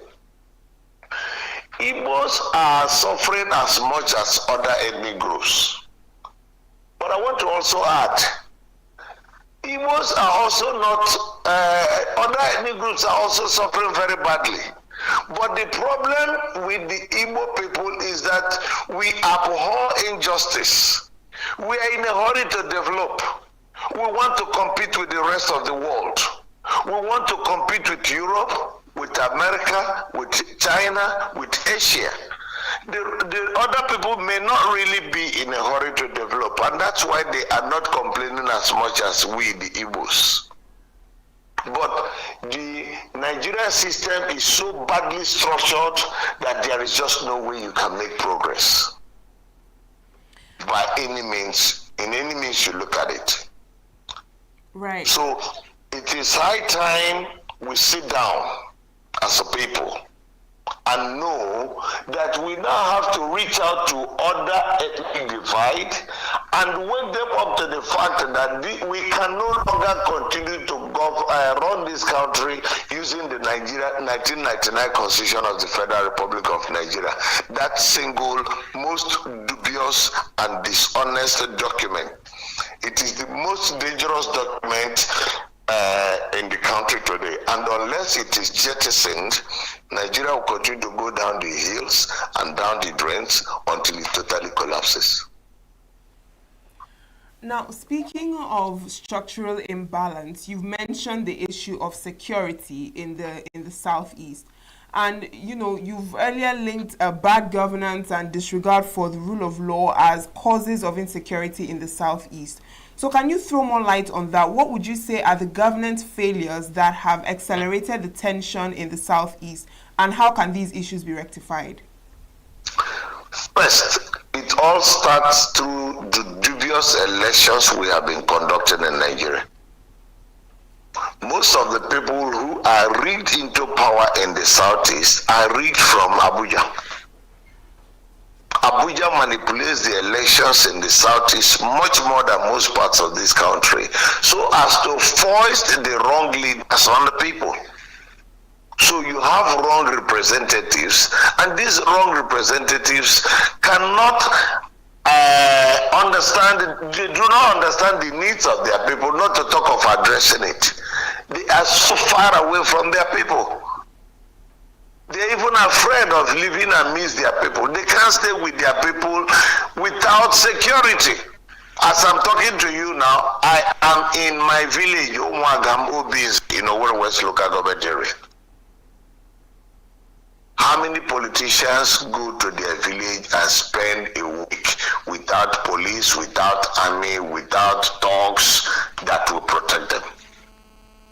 We must be able to have and elect leaders who must be attuned with their people, who must be able to discuss with their people as to the way forward to resolving the security challenge in their area. What is the business of the federal government continuing to arrest, detain, and dubiously pretend that it is prosecuting Nnamdi Kanu? And most of those who are even calling for the release of Nnamdi Kanu are not just calling for his release. They are missing a very strong element in the call for his release. He must be released unconditionally.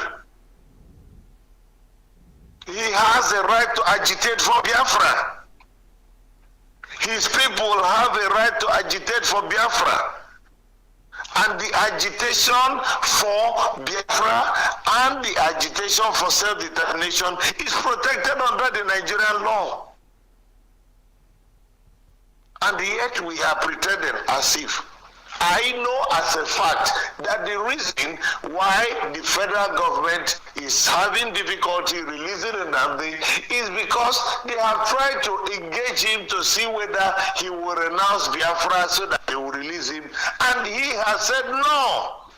And he does not have to renounce Biafra. They are afraid that if they release him, he will continue the agitation.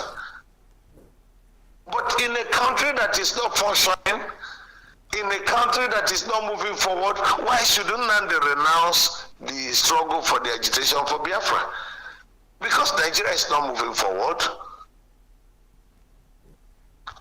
Tell me, can you explain the reason why most of those who were granted pardon by Mr. President are people who are involved in drug trafficking, people who are involved in all manner of criminal activities? And then you add the name of Herbert Macaulay in it in order to dilute the whole process. And everything about the election 2027 is being structured to rigging the election. Mr. President knows that it is wrong of him to be putting up his posters for 2027 election ahead of the election. But he has been putting it since in the last 1 year. So there is a total violation of everything. So why wouldn't there be security? Nigeria is a country where jungle justice is the only thing that suffices. The higher the ability you have to bear arms and show force, the more you'll be respected. Anybody who wants to play by the books, play by the rule of law, will be excluded and will be marginalized, will be abused and raped. So we are already in a state of anarchy. And that is the problem we are facing as of today, and that's why everybody is lamenting, but more particularly the Igbos, because we are Republican in nature and we abhor injustice. And at all times, we want to fight for an egalitarian society where everybody will have equal opportunity to develop. But Nigeria has no provision for that. All right. Now, since you mentioned Nnamdi Kanu and the clemency that the president talked about, now I would like to understand, why do you think Sowore and the likes of Atiku all of a sudden became invested in issues affecting the Southeast? Because we are aware that they are planning. The answer is simple: political consideration. They want to gain political mileage by it. The impression is being given today as if Igbo people have not been clamoring for the release of Nnamdi Kanu. That's complete nonsense.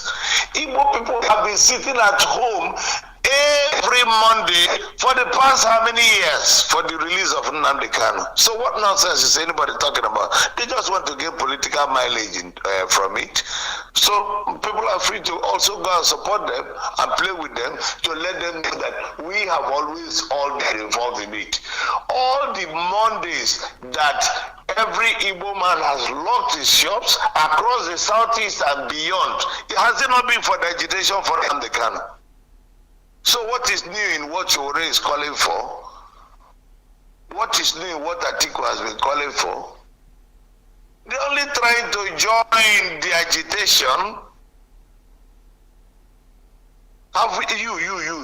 Does any court sit in the Southeast on Monday? Do banks function on Monday? Do markets open on Monday?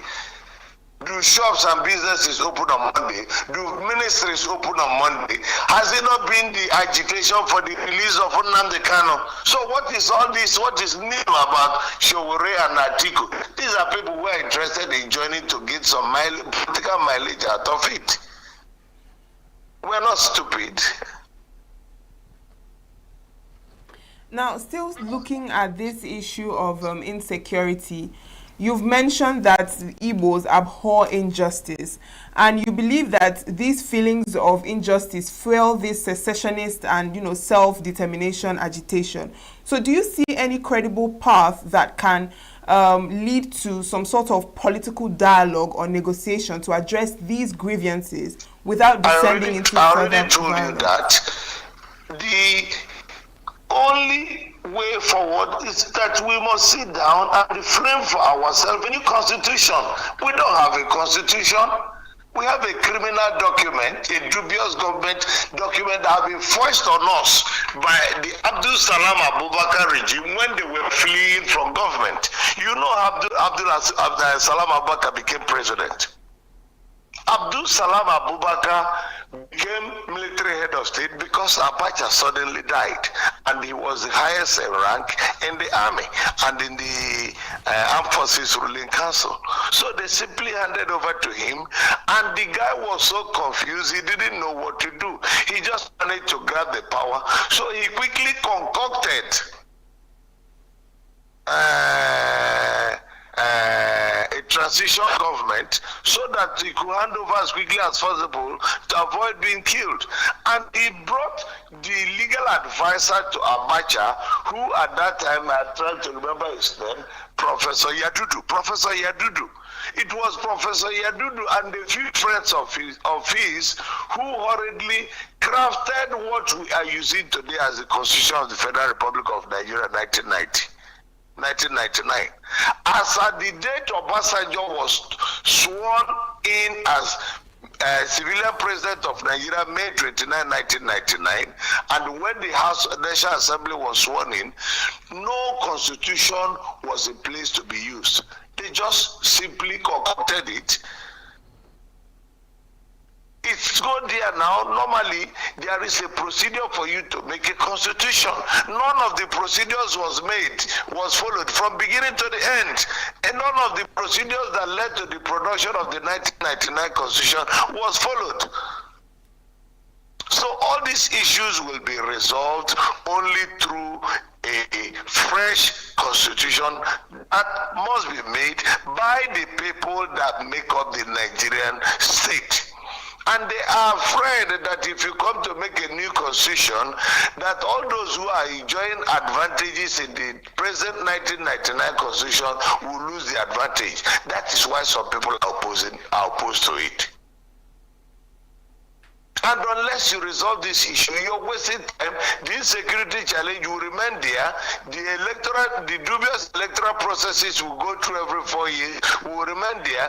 Bad leaders will be foisted on the country, and they will introduce dubious economic policies that will continue to ruin the economy of the Nigerian state. Tell me which aspect of Nigeria is functioning. How can you talk about the Lagos to Calabar Coastal Highway, a contract that runs into trillions of Nigeria, being awarded without following a due process? The president just carries it and gives to whoever he likes and decides how much he awards and how he pays without passing through the National Assembly. What kind of a country is this? So the solution is simply put, we must come together and make for ourselves a constitution. What we presently have as Constitution of the Federal Republic of Nigeria, 1999 Constitution, is a dubious and a dangerous document which should be thrown away and burnt to ashes. All right. Anything short of that, we are wasting our time. Economic problems will remain there. The political problems will remain there. The security problems will remain there. And all other problems that are holding Nigeria down will remain there. And all the pretense that people make when they say that Nigeria is one indivisible entity, that's complete nonsense. Balderdash. It will not work. It's just a matter of time before the country collapses. The country is far gone, down the hills. What President Tinubu and his gang are doing is looting the resources of the country. Nothing more, nothing less. Look at Egypt, how they acquired it. Did they follow due process? At the time President Tinubu became president of Nigeria, Wando oil industry was bankrupt. In less than 1 year after he became president, Wando, which belongs to his brother, is now worth over trillions of naira. They suddenly own Egypt from being bankrupt, and they are acquiring other areas of the economy. But how much wealth do you need to acquire before you can say this greed? You must call it to order. Is there anything that has been put in place that will assure you that the 2027 election will be anything near to free and fair? So why would people want to participate? Is there any guarantee you have seen in INEC? Is it the way they have stifled Labour Party, the way they have created crisis in PDP are sponsoring the crisis, the way they have created crisis in ADC and every other party because they want Bola Tinubu to run for election as a sole candidate in 2027 or as a sole candidate of APC with midgets hoisted in other parties so that he doesn't even need to come around to campaign. The truth is that Mr. President does not even have the health to go around the effective campaign across the 36 states of the Federation. And that's why they want to stifle every political party to make sure that no party has a serious candidate, so that he can still sit in the villa and be declared winner of 2027 election, just like Paul Biya. All right, Honorable Onyagocha. Now, apart from the sit at home and the insecurity that we have actually talked about as part of the disparities that the Southeast is witnessing, another issue is demolition of Igbo people's businesses, you know, across the West. What are your thoughts on that? On the issue of demolition of Igbo people's properties in the Southwest, I will say that I condemn it in its entirety.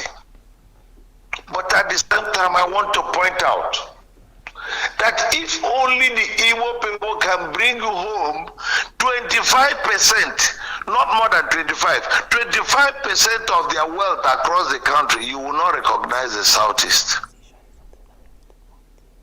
So as much as I condemn it, I say it is high time we start repatriating our wealth back home and developing. There is none of these businesses that we are running outside Igbo land that you cannot run in Igbo land. So it is a clarion call on our people to start repatriating their wealth back home. And there is this thing I need to make very clear to you and every other person who is willing to listen, and that is the fact that if you look at it very clearly, very clearly, let's use Delta State for a start. Delta State is, as a state, is richer than Anambra State.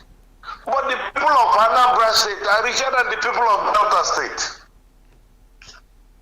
Akwa Ibom State is by far richer than Abia State as a state. But the people of Abia State are richer than the people of Akwa Ibom State. River State as a state is richer than Imo State.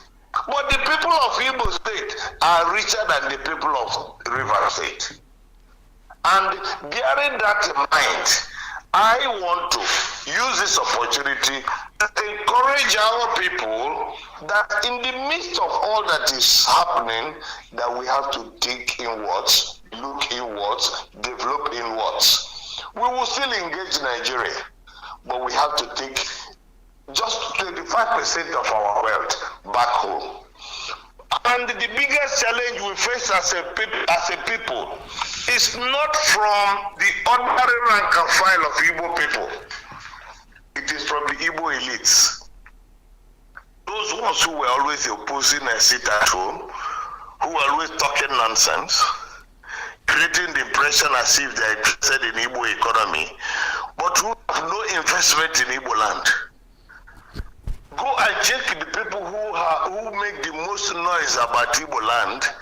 Check how much they are worth. Check their investment in Igbo land. It's next to nothing. All right. Not up to 5% of their wealth is in Igbo land. When they come to their village and build a house, and go to the state capital and build a hotel and another house, they say they have invested in Igbo land. That's complete nonsense. All right. Honorable Uche Onyagocha, we apologize. We know that you have barely scratched the surface of this conversation, but we hope to revisit it some other day. Thank you so much for joining us. God bless you. Bless you too. And yes, we have come to the end of that conversation with Honorable Uche Onyagocha, the former member Federal House of Reps and the former secretary to the state government in Imo State. And we just spoke about Nigeria's Southeast development disparities. And thank you so much for joining us. We'll take a short break. Stay with us.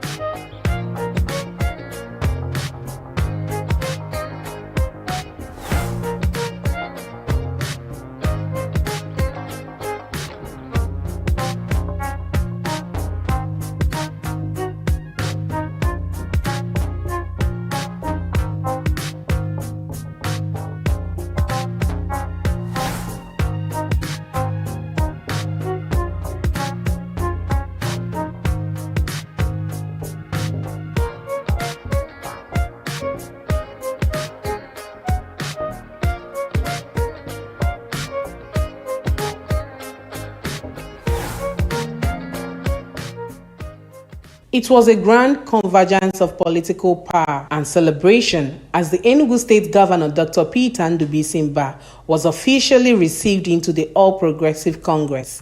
The event drew top dignitaries from across Nigeria, including Vice President Kashim Shettima, Senate President Godswill Akpabio, and several APC governors, marking one of the most symbolic political realignments in recent times. At the iconic Okpara Square, thousands of APC supporters gathered under the bright Enugu sun to witness history unfold, the formal reception of Governor Peter Mba into the All Progressive Congress. Among other dignitaries at the ground reception include the Deputy Speaker of the House of Representatives, Benjamin Kalu, Governors Hope Uzodinma, Francis Nwufuru, and other APC governors. Former governors Adams Oshomole, Rochas Okorocha, Sullivan Chime, businessman Prince Arthur Eze, and the APC National Chairman, Professor Nutewe Yewada, along with other dignitaries. The entourage was led by the Vice President Kashim Shettima, who commended the industrial spirit of the Igbo people, describing them as the heartbeat and youth energy of the Nigerian nation. Shettima went further to affirm Governor Mba's new political status, declaring him the official leader of the APC in Enugu State. The governor of Ebonyi State, Francis Nwufuru, in his goodwill message, urged Governor Mba to carry all party members along, reminding him that politics remains a game of interest and inclusion. To be with you, to support you, and I want to beg you, Your Excellency, to carry all the old APC members along. Carry them along. Forgive those that wrong you. This is politics. It's a game of interest. It's a game of interest. Former APC National Chairman Adams Oshomole described Mba's defection as an ideal and strategic move, commending his developmental strides that have resonated across Southeast region. You have played a leading role in the politics, economy, and social transformation of Nigeria. When the heart had joined the body, then we are complete. I told my brothers, I said, we ENUGU now with APC. What is left? It remains for me to appreciate a young man who is showing that he's not that he's young, he's resourceful. That is the governor of Enugu State, Dr. Peter Mba. Governor Mba had earlier at the government house formally resigned his membership of the People's Democratic Party and declared for the All Progressive Congress (APC). Mba said the decision is a collective move following months of careful thought and soul-searching about the way forward. According to Governor Mba, the decision is a collective one by the political family in Enugu State, comprising members of the National Assembly, members of the State House of Assembly, the State Executive Council, and all local government chairmen and councillors, as well as all political appointees and over 80% of party executives. Mba said he had concluded that the state must stand for the principles and institutions that honor transparency, trust, and above all, the people of the state. And this movement is not a whimsical decision. It is a collective decision. It is the entire political family in Enugu State that have now migrated to the progressive. Your Excellency, today is indeed a special day in the history of this state. Today begins a march from the margins. It marks an end of being on the sideline. Today we are coming together as the Southeast to put an end to fragmented politics. I want to express my profound gratitude to the President of the Progressive to show that we are now with you, progress and forward. So we're not going back. Mba said President Bola Tinubu is not just a leader but a partner in purpose, a man with the courage to look beyond today and make the tough choices that secure lasting prosperity for tomorrow. The president, he said, has shown not only interest but a deep and vested commitment to ENUGU and recognized the region as a pillar of the nation's progress. Several other party stalwarts echoed similar sentiments, welcoming Mba as a reform-minded leader whose vision aligns with the renewed hope agenda of the federal government. I hand over to you this flag as a symbol of your transition into progress. You join the sound of the progressive, and you're welcome in the name of the Father, the Son, and the Holy Spirit. Governor Mba's entry into the APC marks a new political chapter that could redefine the collaboration between the Enugu state and the federal government. In Enugu, Chinemeremi Kebunam, Signature TV News. We are local. International communities observing Just finished the thing. Why the main market is in chaos? People are... We are national. Those in support of this motion as amended, say aye. Aye. We have taken the vote by default. We are international.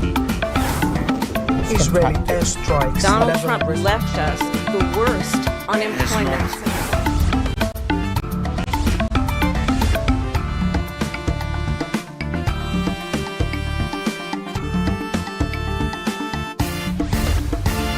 Signature TV, news in your pocket. Wave of defections by sitting governors from the PDP to the APC has stirred a lot of concern among the people. Many see these moves as strategic alignments, while others see them as threats to Nigeria's democratic growth. And so we're going to be talking on the defections of sitting governors, implications of democratic growth of the nation. Joining us via Zoom this morning is Asim Adams. He's a legal practitioner and a public affairs analyst. You're welcome. Good morning. Good morning to you. How are you doing today? Good morning. Very well, thank you. Now, looking at these recent defections by sitting governors, the most recent being Governor Peter Mba of Enugu State, what does that tell us about the current state of Nigeria's political system? What are your thoughts on these developments? Thank you very much. There is nothing new in defections. In fact, I describe political party defection as the lingua franca of the Nigerian politicians.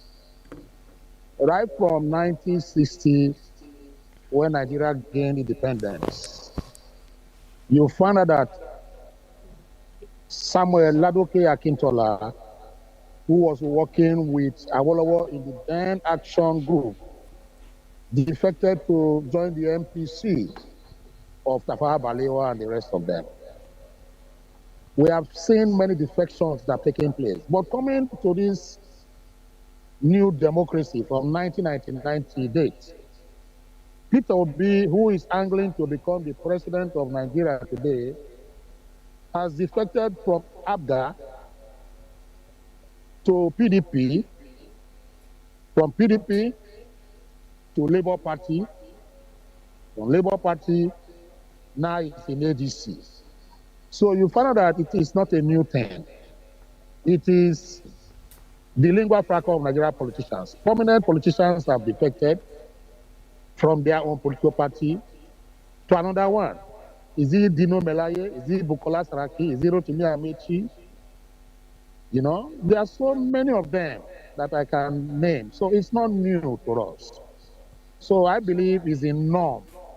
It is the usual now, not the unusual in the Nigeria political landscape. So that is the situation. And it goes to tell you what Seneca, the philosopher said. That man serves no other interest other than his own. So in politics, what makes people or politicians seek is their permanent interest and not enemies or friends, but their permanent interest. So defection to me is not a new thing. It's something that is part of our political lexicon and political landscape in Nigeria. So that is my take on that, first of all. All right. Since you are a legal practitioner, should a sitting governor, elected under one party, be allowed to defect mid-term without calling for a fresh mandate from the people?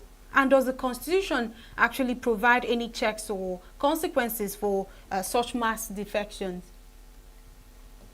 You see, the point is very clear. The Nigerian Constitution did not provide or is not against defection by political parties or politicians, especially the governors. The only area in the Constitution where defection is prohibited is in the legislature. That is under section 68, I think 68 or 68. Then you now have section 109 of the 1999 Constitution that says that if any lawmaker should defect from the party that sponsored him to, the National Assembly or the State House of Assembly, that particular lawmaker loses, automatically his seat. So that is the only provision we have in our Constitution, where only the legislative arm of government is prohibited from defection, outrightly and legally speaking. As for governors, executive governors, even the president, there are no provisions in the Constitution that says that if a governor defects, from party A to party B, it automatically loses its mandate. And what is not recognized by law cannot be punished or is not punishable by any court, in Nigeria, because there's no specific law barring them or making them not to cross carpet, as the case may be. So, legally speaking, constitutionally speaking, their defection is in order, but it's against moral rectitude and standard that you can question the defection, not on the legal part of it, not the legality of cross carpeting or defection. The governors can do, they can do what? They can cross carpet. In Nigeria here, we witness a situation where a sitting vice president, in the person of Atiku Abubakar, who was brought into office through the PDP flag and platform, later defected to the Action Congress of Nigeria while he was sitting as the vice president to Obasanjo. So it's been the norm. It's been there. So there's nothing wrong. The Constitution does not, forbid a sitting governor not to defect. In fact, I'm expecting more defections from the governors, as the case may be. Now, seeing that most governors or most PDP governors are now defecting to the APC, would you say that Nigeria is now drifting to a one-party state? And what does that say about Nigeria having a credible opposition at both state and national levels? There is no time Nigeria has had credible opposition. The only opposition we had that is credible is the opposition of the independence, opposition led by Obafemi Awolowo. That was the most credible opposition we've ever seen in Nigeria. Right from that time till now, we have not had a credible opposition. Is it 1979 when Shagari was sworn in? Is it 1979? Which party was the opposition? It was still the same UPN, led by Obafemi Awolowo, that was an opposition party, and it was credible opposition at that time. After that time to 1999, we have never had a credible opposition. What we've had is that we have a political firmament where politicians crisscross from various political parties to another one. Of all the politicians, about 85, if not 90% of Nigerian politicians today, I am telling you that the party they started with originally is not the party they belong to today. It's on record. Most of them has cross-carpeted. Some have defected. If you look at the presidents, some governors or aspirants, most of them have either cross-carpeted or they have joined multiple parties, as the case may be. Only very few of them have remained in the party that brought them to limelight. Very few of them that you can count with the fingertip of your hand. Now, coming whether it's going to be that Nigeria democracy is being threatened, no, it is not being threatened. Let me tell you, people forget quite so easily. There was a time that the only credible opposition and political party in Nigeria was the ACN, led by Ahmed Bola Tinubu, who is the president now. He was the governor of Lagos State at that time. I want to tell you that he was the only opposition party, governor at that time. PDP swept the whole of the Southeast. PDP had the whole of the South-South. All the governors in the PDP, the South-South and Southeast were all PDP governors. If you go to the north, the governors in the northern part of Nigeria, they were all PDP governors. If you even come to the south, you find out that it was only Bala Ahmed Tinubu and a few others in the southwest here that were in the, Action Congress, or as they call it at that time. So was democracy not threatened at that time? I remember vividly that there was a time where about 23, if not more, governors out of the 36 states in Nigeria belonged to PDP. They were members of the PDP. People were defecting from various political parties to PDP at that time. So we had about 20-something governors who were PDP governors. They were not PDP governors originally, but some of them defected to make it about 20-something in number, leaving only about 8 or thereabout as the opposition. So what is the way? It's not a big deal. So democracy in Mount, whatever, if it was not threatened at that time, then why is it threatened now that Peter Oba has defected? These are the questions we should be asking ourselves. I have made an example to you. I am a P2B supporter. I have said that if we want to talk about defection, he's the king of defection because he has left ABGA to PDP, PDP to Labour Party now to ADC, as the case may be. The only political party has not joined is APC. So these are things that rule the landscape, and we should not question them beyond the limit of morality. Yes, Barrister Asim, but also I asked, do you think that Nigeria is drifting to a one-party state? Okay, Nigeria has been a one-party state right from 1999. Let me be very frank and open to you. Why am I saying this? I gave you an example. During the Obasanjo time, there was no opposition. I speak from my heart. The only opposition you had during Obasanjo time in 1999 was only one man, Bola Ahmed Tinubu, that even led to the fact that the then president had to seize, Lagos State allocation for close to a year plus. That the Supreme Court now gave an order that should be paid. There's been no credible opposition. It was a one-party state in 1999 till 2007 that they left power.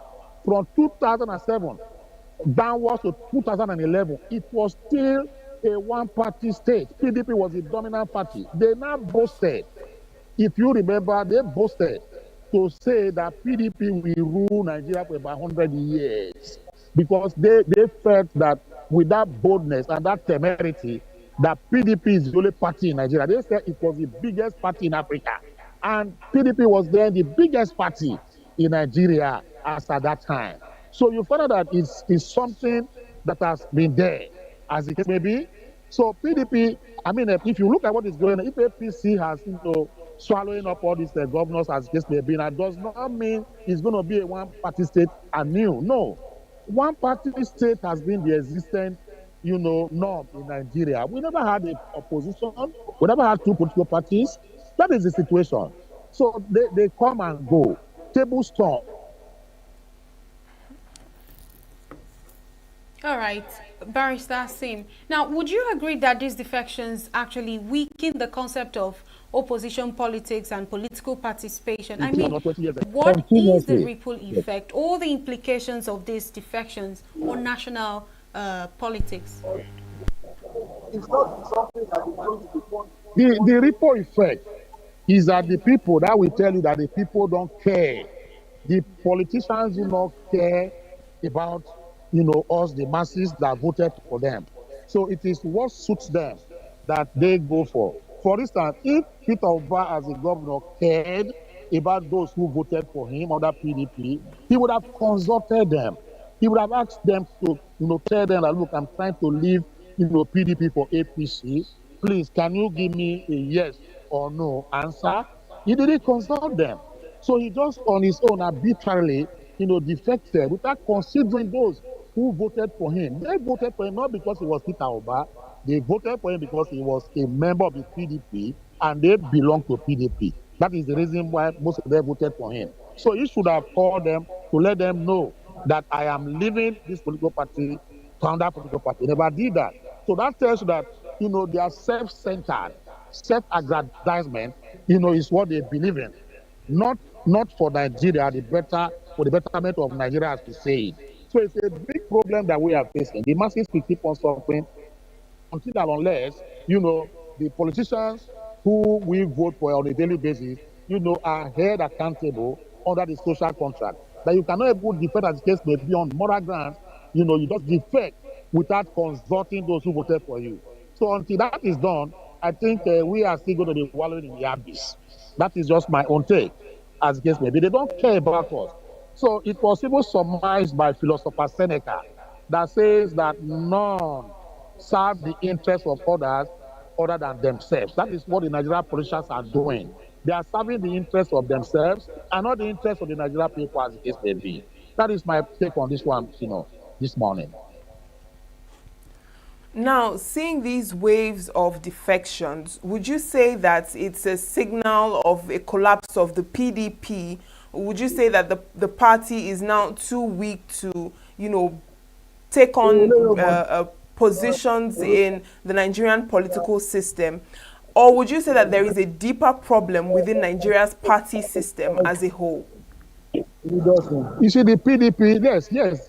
You see, there's a deeper, political existential problem, in all political parties in Nigeria, because they are led by people who do not have ideology. They are led by people who have what we call self-interest first, before Nigeria. That is why you see that these parties collapse, just like a pack of cards. Now, talking about PDP is hemorrhaging. If PDP were to be a human being, it will be in the ICU unit, right now, internal, care unit. That is where we be, where it has lost a lot of blood. And PDP, as I speak, is being greatly lobotomized. It's a medical word. When when you see lobotomy means that there's an anesthesia on the head, on the brain, when they want to do a surgery, that will bring the man dead or half dead while they are carrying on that particular surgery.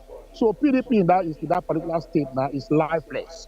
PDP, has reached that particular point where we have to, use that canticles of the dying, knock the metis. PDP is gone, and I believe that they cannot reinvent or rejuvenate themselves, as the case may be. PDP as a party is started, and it's started beyond recognition. So that is it. PDP as a party is dead. All right. Now, from your perspective, what do you foresee in 2027 general election from all of the political parties? What I foresee is that, you see, Tinubu is going to, win either by covertly or overtly. Let me not use uncharitable words. Overtly or covertly, I see a Tinubu returning in 2027 with the amalgam of forces and interests, and with this defection, not having close to 30, governors who want to be part of APC. I do not see who is going to wrestle power from him, as the case may be. He's a step or even 10 steps ahead of P2B and the rest of them.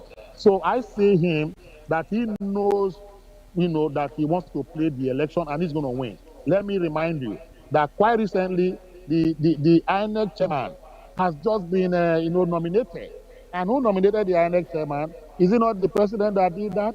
So will the INEC chairman work against the interests of the man who put him there? He who pays the piper dictates the tune. So I believe that a Tinubu presidency is alive and current. And by 2027, I accept the maybe a natural disaster or a political tsunami or a political sirocco happens. That is when he will not become president re-elected in 2027.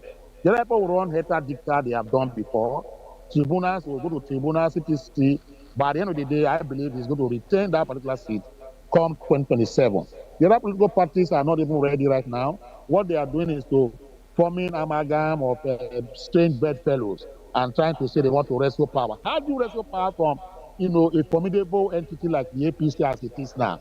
To the extent that Peter Umba of Enugu State, Doye Diri of Bayelsa, and the rest of them are defected to PDP. This is not the first time. Even the man in Akwa Ibom defected not quite this fire ago. So what is happening? So that tells you that, Tinubu has something up his sleeves that is plain that the other ones do not really understand. That is the position, as the case may be. I say it with all sincerity of purpose and heart, that it's unfortunate, but that is the reality. Because Seneca also said that, most of us dwell on imagination, than reality. And that is the true situation in Nigeria here. A lot of Nigerians are dwelling on imagination. Come 2027, they are going to collapse the system. But you're sitting in your house, you're not doing anything to collapse the system. But there are those who are planning, who do not dwell on imagination, they are dwelling on reality. And the reality of the time is that a Tinubu presidency 2027 is going to be. I am not a Tinubu fan, I didn't vote for him, but he is the best prepared in terms of the Nigeria political, whatever the case may be, is best prepared. Not the rest of them who are still trying to run about forming coalition here and there. It's so sad. But there's nothing we can do about it until and unless we change our own fortunes in politics. All right. A very big thank you to you, Barrister Asim Adams. Thank you so much for joining us this morning. We'll have to end the show right here. Thank you. Thank you. God bless you. Have a great day. All right. You too. Now over to you, Uche. Yes, thank you so much for being a part of our conversations this morning. Make sure to keep watching as our morning show continues in a moment. I am Uchenna Chimdi Oluoha. And I am Lillian Wali. Have a great day.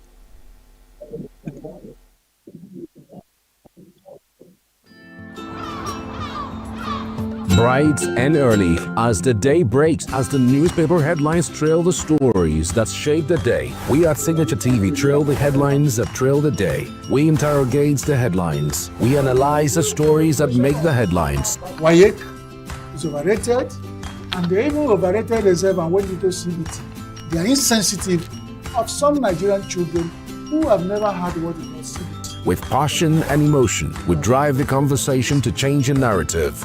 Let nobody be deceived by Nigerian high level of performing in agriculture export. We are still where we are. Newspaper review on Signature TV every morning on Signature Morning, weekdays, and Signature New Day, weekends. Newspaper review on Signature TV. We do not just review the headlines, we make the headlines relevant to our daily lives. Music artist Victor Uchenna Okafor, popularly known as Mr. Real, has expressed concern over what he described as high level of intellectual property theft in Nigerian music industry. The Legbegbe Krona claimed that Afrobeats as a genre lack originality, stressing that a lot of songs and ideas on its scene were stolen. He noted that upcoming artists are the most affected but often don't get justice because they don't have much supporters to create awareness about the injustice. He claimed that even veteran artists like Blackface, who is always vocal about song theft, have used other artists' intellectual properties in the past without approval. Speaking in a recent interview, Mr. Real also dived into the allegations that Rema stole his colleague Omale's intellectual property, saying it could be possible due to the nature of the music industry. Taylor Swift has become the first artist in history to simultaneously debut a film, album, and song at #1 in the United States. Her new album, Life of a Showgirl, and the lead single, The Fate of Ophelia, debuted at the top of the Billboard 200 and Hot 100 charts. The extended promotional film, Taylor Swift, the official release party of a Showgirl, also topped the US box office this week. Taylor Swift has also become the first artist in history to occupy the entire top 10 on the Hot 100 on 3 separate occasions. With Life of a Showgirl, she set a new record as the first solo artist in history to achieve 15 #1 album on the Billboard 200. The album sold 4,002 million, making it the biggest first-week album sales record in the world. And that's the entertainment news. I am Queen Etmokunta, Signature TV News. Every second, every minute, every day, News is breaking, events occur, and there are new developments. At Signature TV, we follow these stories objectively, bringing all sides without bias, explaining the complex issues, breaking down the numbers, and investigating the issues behind the news. Anywhere and everywhere, near or far, wherever the news is, we will be there. Signature TV. News in your pocket.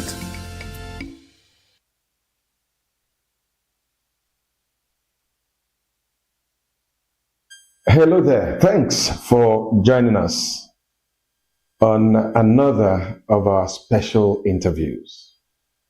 I am Vin Martin Obiora Ilo from Abuja, Nigeria, welcoming you to this session with someone who has become that voice, who keeps taking us back to what it should be. That voice that talks truth to power. That voice that gives hope to the ordinary Nigerian.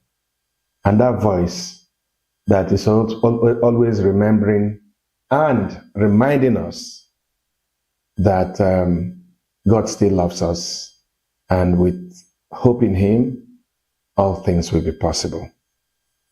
My pleasure to welcome someone we popularly know as Father Kuka, that is also Bishop Matthew Kuka. He's the founder of the Kuka Center and the convener of the National Peace Committee, among so many other caps that he is wearing.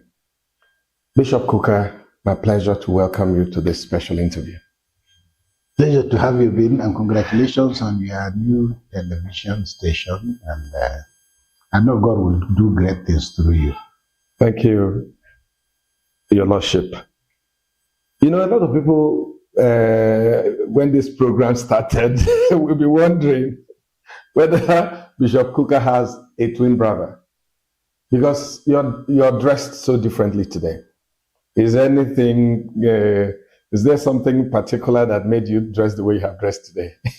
When you walked in, I was looking and waiting for your castle. Well, let me tell you a nice anecdote which will answer your question. It's about this young 5-year-old boy who befriended his parish priest. He was always hanging around Father after Mass. So one day he says to his parish priest, come to our house. Mommy will cook for you. Unfortunately, he hadn't, cleared the matter with his mother. So he gets home and tells the mother that Father is coming. And the mother said, coming for what? He said, Father is coming to eat in our house. He said, how? He said, I invited him. So the woman runs into the kitchen and starts cooking. And then, but he has always seen Father in his cassock in the church. Then on this particular evening, Father now dresses up, wears a kaftan, and then arrives at the house. Immediately, he knocks at the door. The little boy ran and opened the door. Then he sees Father in a kaftan. He doesn't welcome Father. He runs back to his mother and says, Mommy, come and see. Father has become a man. So, I'm wearing this to let you know that I've become. Well, today is Saturday, and I think at least it's a good way to create a distraction. It's like, the masquerade, and suddenly becomes a human being. Bishop Kuka, really a pleasure, as always, to have you in a conversation. And, I've been very intrigued by what may have informed your decision to convene the National Peace Committee. And it's been a couple of years now since that committee has been in place, and the array of very important and consequential Nigerians that you brought into that committee has also help the work of that committee? I mean, do you feel fulfilled? Do you feel like the mission, the objective, the vision you had when you came up with that body, that substantially you're fulfilled about it? Well, no, I mean, none of us can be fulfilled until we breathe our last breath. People may be bored now listening to me say this, but this country, beginning with the Catholic Church, has been extraordinarily good to me. And that is why I am where I am. And because of the amount of resources that the church has invested in me and the space that my country has given me and the experience and the exposure that I've had, I can only be eternally grateful to God. But guess what? It's an aggregate of all of these things that has imbued in me a sense of optimism that I have. One, about what the church can do. Two, about what this country can do and what it can be. So to answer your question by a long road is to say I have served in about, I think, 4 key presidential initiatives through President Obasanjo, President Yaradua, President Jonathan, all the way through to President Buhari. In the Catholic Church, I have served, even before I became a bishop, through 3 or 4 different popes. Pope John Paul II, Pope Benedict, who appointed me as a member of the Pontifical Council for Interreligious Dialogue as a consultant. I was still Secretary General then. Of the Nigerian Bishops' Conference? No. At the level of the Vatican. At the Vatican. And I had the rare honor of serving over a 10-year period.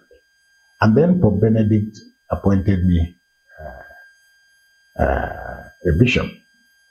And he also reappointed me to serve as a member of the Committee on Integral Human Development, which I was revalidated by Pope Francis. So I've had more than a fair share of the graciousness of both the church and the Nigerian state. And I think it's a combination of all of these things that have shaped my thinking about what the Catholic Church can do, what the state can do. So the National Peace Committee I would not want to say it was an auspicious decision. I remembered Senator Ben Obi, who was President Jonathan's political advisor? Political advisor, but he also chaired an office called an Office for Intergovernmental Relations, which was a very strategic position. It was he who organized the conference here. I don't remember the date, but I think it was 1st or 2nd, early January. And I was invited to that conference. Unfortunately, I came to Abuja, but I already had a Kuka Center event, so I couldn't be at the event. And then at about 7 or 8 p.m., I get a call from Chief Emeka Anyoku, man I had the greatest respect and reverence for. So he calls me and he says, "Look, Bishop, where are you?" I thought he was going to scold me because he chaired that event and he knew I was coming. So he said, "We didn't see you at the conference." And I said, "I'm so sorry, sir. I really couldn't. I was not able to make it." So he says to me, "Where are you?" I was actually physically here at the Kuka Center. So I said, "I'm in Abuja." He said, "Okay. Do you know Kofi Annan?" I said, "Of course, I know Kofi Annan. I know of Kofi Annan, but I've never met him." And he said, "Okay, he's here. He would like to meet you." I said, "Me?" He said, "Yes." "Kofi Annan?" He said, "Yes." He said, "He's actually getting ready to catch a flight, but he's ready to wait for you." So I got into the car. I couldn't believe it. I rushed to the Hilton, and there they were. We shook hands, we embraced with Kofi Annan, and he said to me, he said, "Look, I've heard a lot about you. I've read about you. There needs to be a National Peace Committee in Nigeria." But this was against the backdrop of what had happened in Kenya in 2014 at their elections, which over 1,000 people had died. It was unprecedented. Politics hadn't gone so wrong in Kenya. And he said, "Look, we don't want what happened in Kenya to happen in Nigeria." And if you remember, there had been a projection way back in 2013 excuse me, by Nigerians saying that the Americans had predicted that Nigeria will collapse in 2015. Unfortunately, 99% of the Nigerians who talked about, who believed and who absorbed this prophecy hadn't read the text. Luckily for me, I was here to speak at the birthday of my friend of blessed memory, Ojoma Duekwe. And after immediately I finished the lecture, I get a call from the National Security Advisor, General Gusau, who says, look, where are you? I said, I'm in Abuja. He said, I just heard that you delivered a very incisive lecture. I said, oh, okay. He said, can you come to my office? I said, I don't know your office. He said, okay.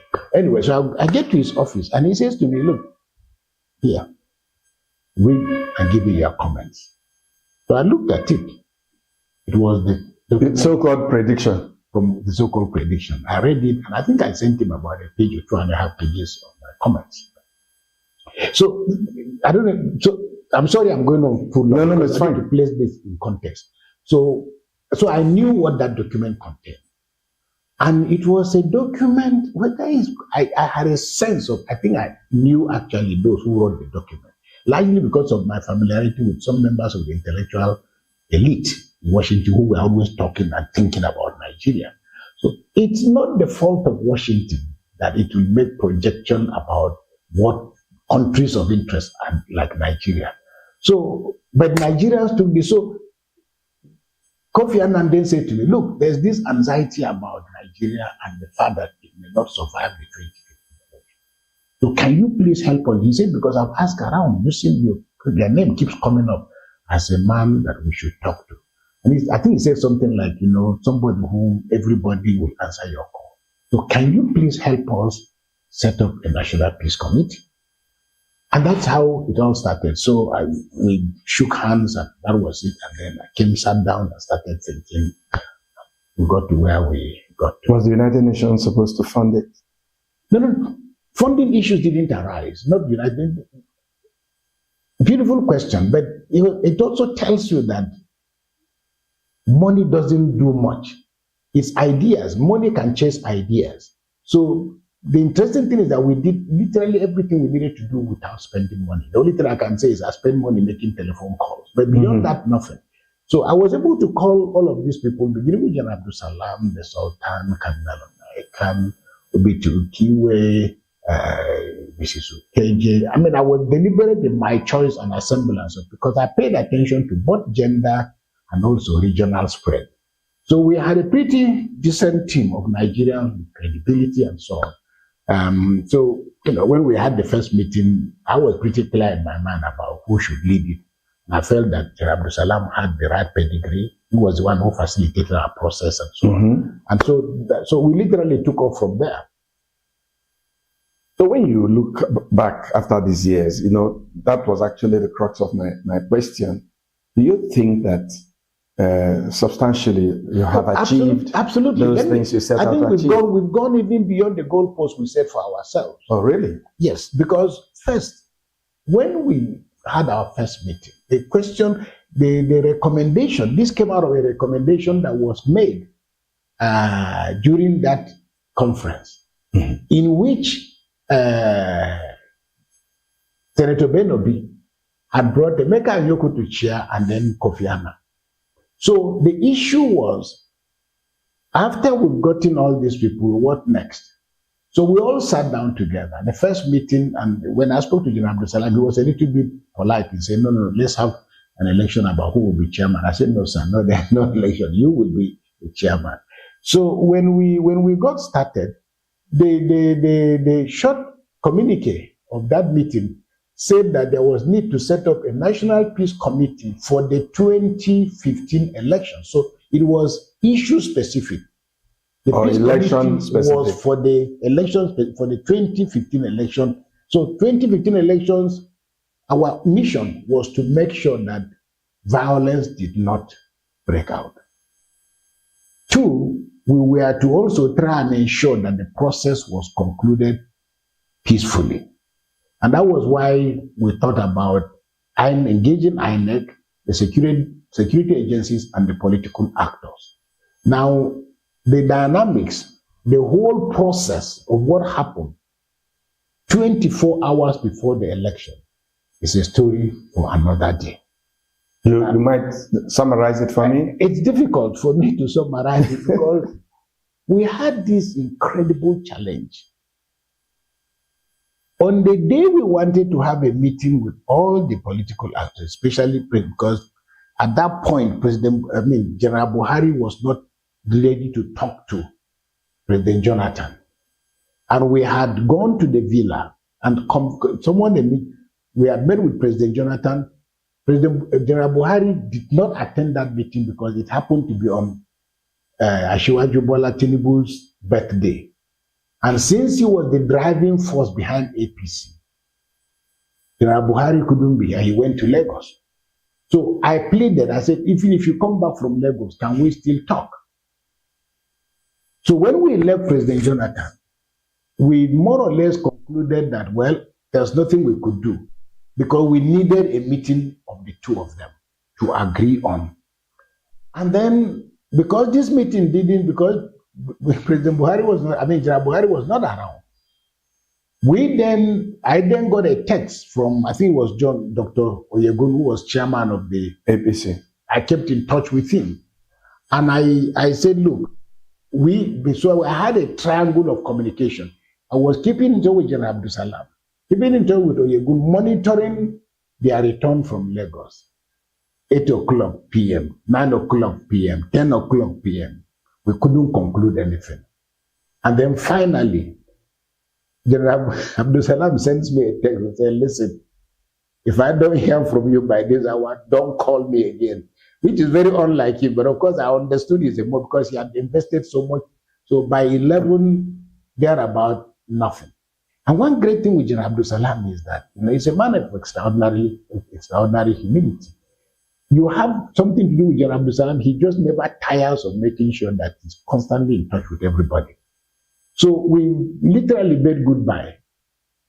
And we didn't know what we were going to do because we had already decided that there will be need to sign the two people to meet because the mood was quite tense.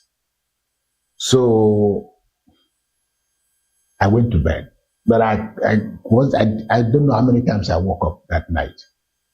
And then at about 5:30 a.m., yes, I decided to first of all do what I ought to do. That is to go to the chapel, celebrate mass, and then come back. So I came back, turned on my phone, and saw that Abdul Salam had sent me a text to say that,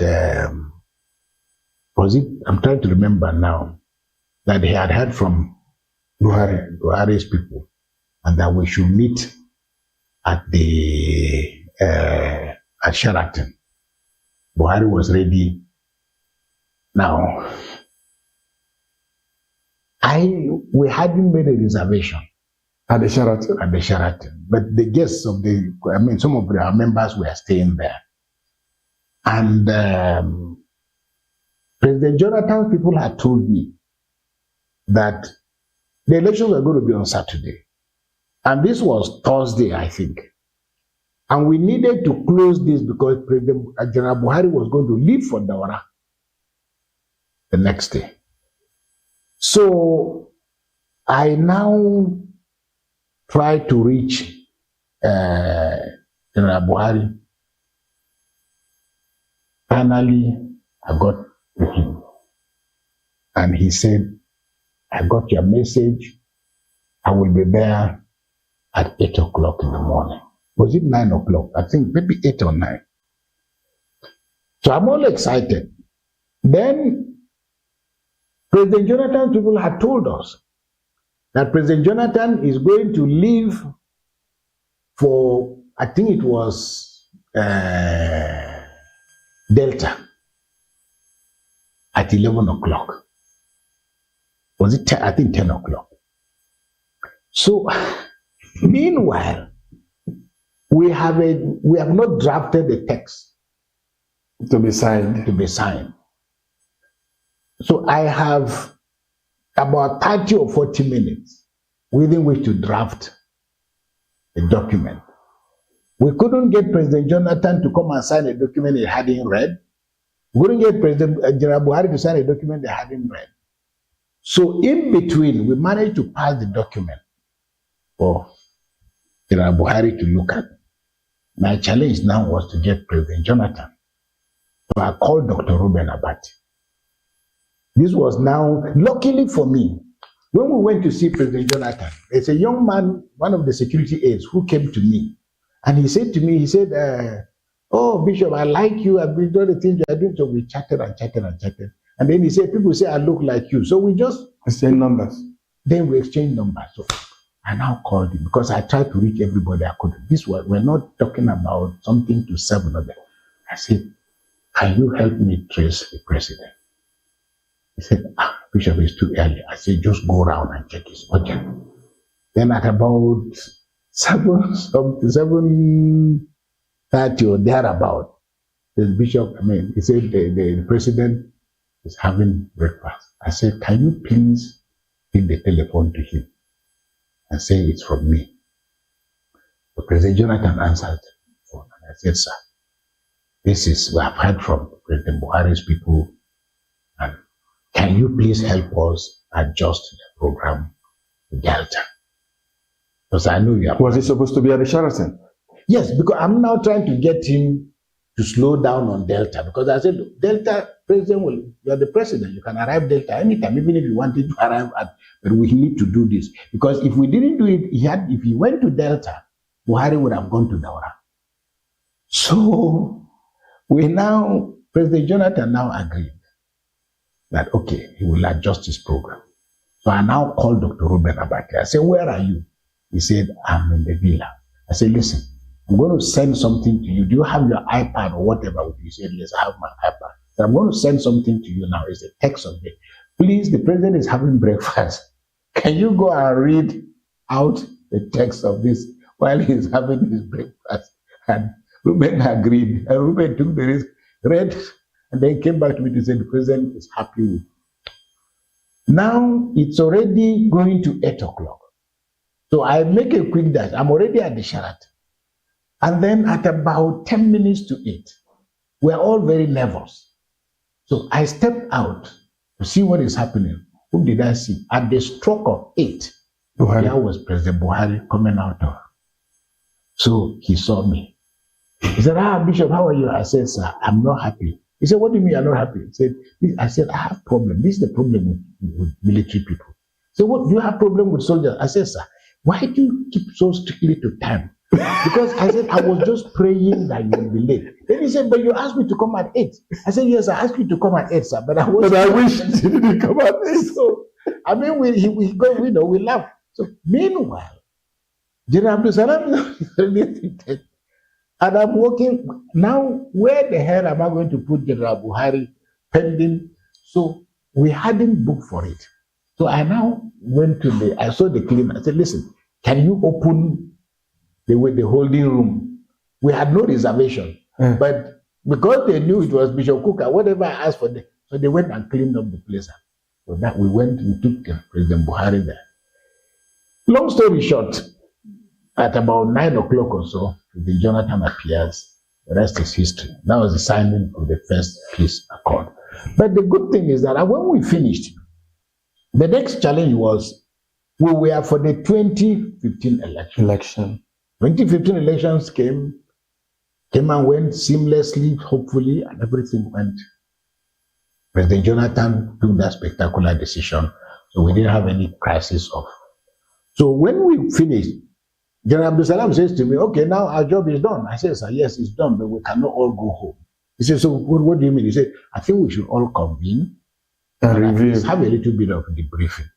So he said, at least you will thank everybody. So then I made a suggestion to him. I said, look, sir, I think that maybe this thing, from the things I'm hearing from people and the things I'm reading in the media, I think Nigerians really appreciated the work we did. But since, as the saying goes, the eye cannot see itself except through the mirror, why don't we ask different segments of the Nigerian society their feeling about what we did and so on? They said, that's fine. So I then got my phone, I called Shegun Adeni, So we set up a meeting with the media to just ask how did we do? And then what lessons can we learn?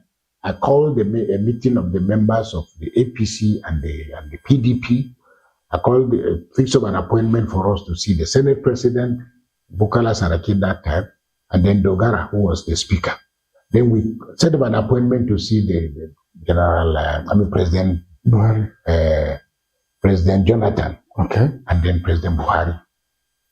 And we had those meetings. Guess what? Everybody from the media right through to, they said, this is a fantastic, you guys cannot go anywhere. This peace committee must remain.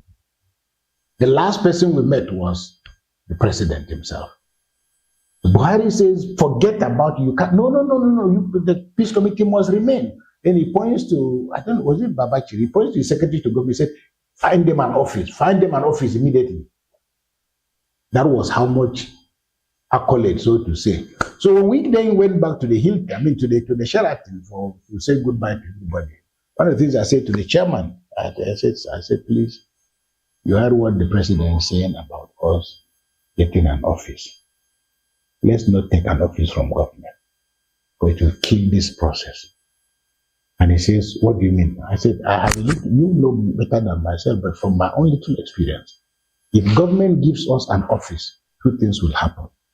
We'll be on our way to the mortuary, because the president's handlers will want to now say they want their own people in the peace committee. I know why I brought everybody to this committee. It cannot be diluted by politics. But if we take office from government, you can be sure that will happen. Two, if we take an office from government, we must maintain a critical distance. So we cannot take an office from government, because we're not looking for money. Everybody who has met here, the only thing that the peace committee always tried to do was to just take tickets and so on. So luckily for us, so we now had a conversation. We don't have an address. So what are we going to do? Most of the work was being done by the Kuka Center. So I think it was either Cardinal Onaikan or Archbishop or the Sultan who said, look, so why don't we just, since you initiated, why don't we just have a space at the Kuka Center? And that's how we became incubators of the National Peace Committee. And as I said, we are now over how many years now? 2015 to 2025, 10 years? We've gone through and still kicking. And still kicking. So what's the lesson to learn from when people come together, talk about their differences, and even start to remediate a situation that could happen? Look, when I was growing up as a kid, there was something in my, I came out of a very small village, but there was something that always happened, which was that if you wanted to get married, you didn't just go find a girl. Even if you did, the process was such that there was always a third person. So the girl would leave her father's house on the eve of the wedding or so, or even a week before the wedding, and she will stay in the house of an uncle or whoever who becomes... Who is like a go-between. A go-between, before she deliver to you. And when the marriage finally takes place and she has a problem, she can't jump the queue and go straight to her family. She'll go through this person who will negotiate, and hopefully the journey to her parents will not arise. So you can finish everything and she comes back. Now, for me, it was a striking methodology for managing conflict. Because two combatants cannot resolve their problem. If they were able to resolve their problem, they will not be fighting in the first place. Mm-hmm. So I see the peace committee as also a vindication of the need for an alternative to politics. Politics is too acrimonious, is too combative, is too, there's so much conflict and clash of greedy people with personal interests and so on. So the peace committee has tried to serve as a mediator. I don't think it has, because it doesn't have a statutory role to play, so to say. But it is to some great extent like the grandmother, just constantly appealing. That's the only voice we have. But I think the good news is that this voice has become so respected. And here, we now begin to deal with the financials. And this is where the European Union comes in as perhaps our most strategic partner. Beginning with the conversation I had with the Swiss ambassador. In fact, the Swiss ambassador was here last night. We started with the Swiss embassy, but they also had vast experience in negotiating. I mean, I know that at the level of National Security Advisor's Office, they know what the Swiss are doing, but they're doing exceptionally good work. So they started by inviting me to their embassy. We had a conversation. That was even before this whole thing started. It turned out that they themselves had actually been contemplating the possibility of having a national peace committee, in which actually my name surfaced after we finished the conversation. That was before Emeka and Yoko came into it. So when this happened, they simply just said, look, we've been working on this, and now that it is here, let's go. So they started, and then the European Union has been our principal supporter and funder. So they're paying our rents, they're paying our bills, and our bills are quite minimal, largely because it's just about paying for tickets and things of that nature. But they have also been a source of great encouragement to us. But they've also freed the peace committee, from the exigencies of politics and the perceptions that people always have. Because, as you know, we don't manage transitions successfully. This group would have come and said, no, you work with these people, therefore we want a new team to work with. But their support has also made it possible for the peace committee to remain sufficiently neutral, as an arbiter. And another interesting thing is that the peace committee didn't just stay at the federal level. It has gone to the subnational, to the states. But this is an unintended consequence. Nigerians, with my little experience, especially at Oputa panel, Nigerians are always looking for a dustbin. So whenever anything comes up, they believe that this is the lamb that will take away all our sins. So we now have so much pressure of people. We are supposed little quarrel in Isukwato local government. The One Peace Committee to little quarrel in Darazo local government. They have in Canada. Maybe you need to establish the peace committee in local government. No. But it's good because. But what I'm saying is that people always believe that one platform can resolve all their conflicts. The peace committee, and these are problems we are also dealing with. Are we just going to be dealing with issues concerning presidential elections? What about gubernatorial elections? We can't do all the electoral processes, but we have now become active in off-cycle elections because people have a bit of free energy. So we'll be in Anambra, for example, for November. We were in Edo, we'll be in Ondo, and all those places where the elections are off-cycle. So they've given us an opportunity also to be on the ground. Secondly, because of the great demand, so to say, for arbitration and what people see the peace committee is doing, I take those calls from different parts of my settle quarrel as a positive thing. So that at least people know that you are there and they think there is something that you can do. The second point is that we have now made a bit of progress because the Kuka Center really very. One thing I'm very proud of these young people. First of all, I've never interviewed anybody for a job at the Kuka Center. But it's as if the director, Father Barkindo, as if they've read my mind, and I think they know where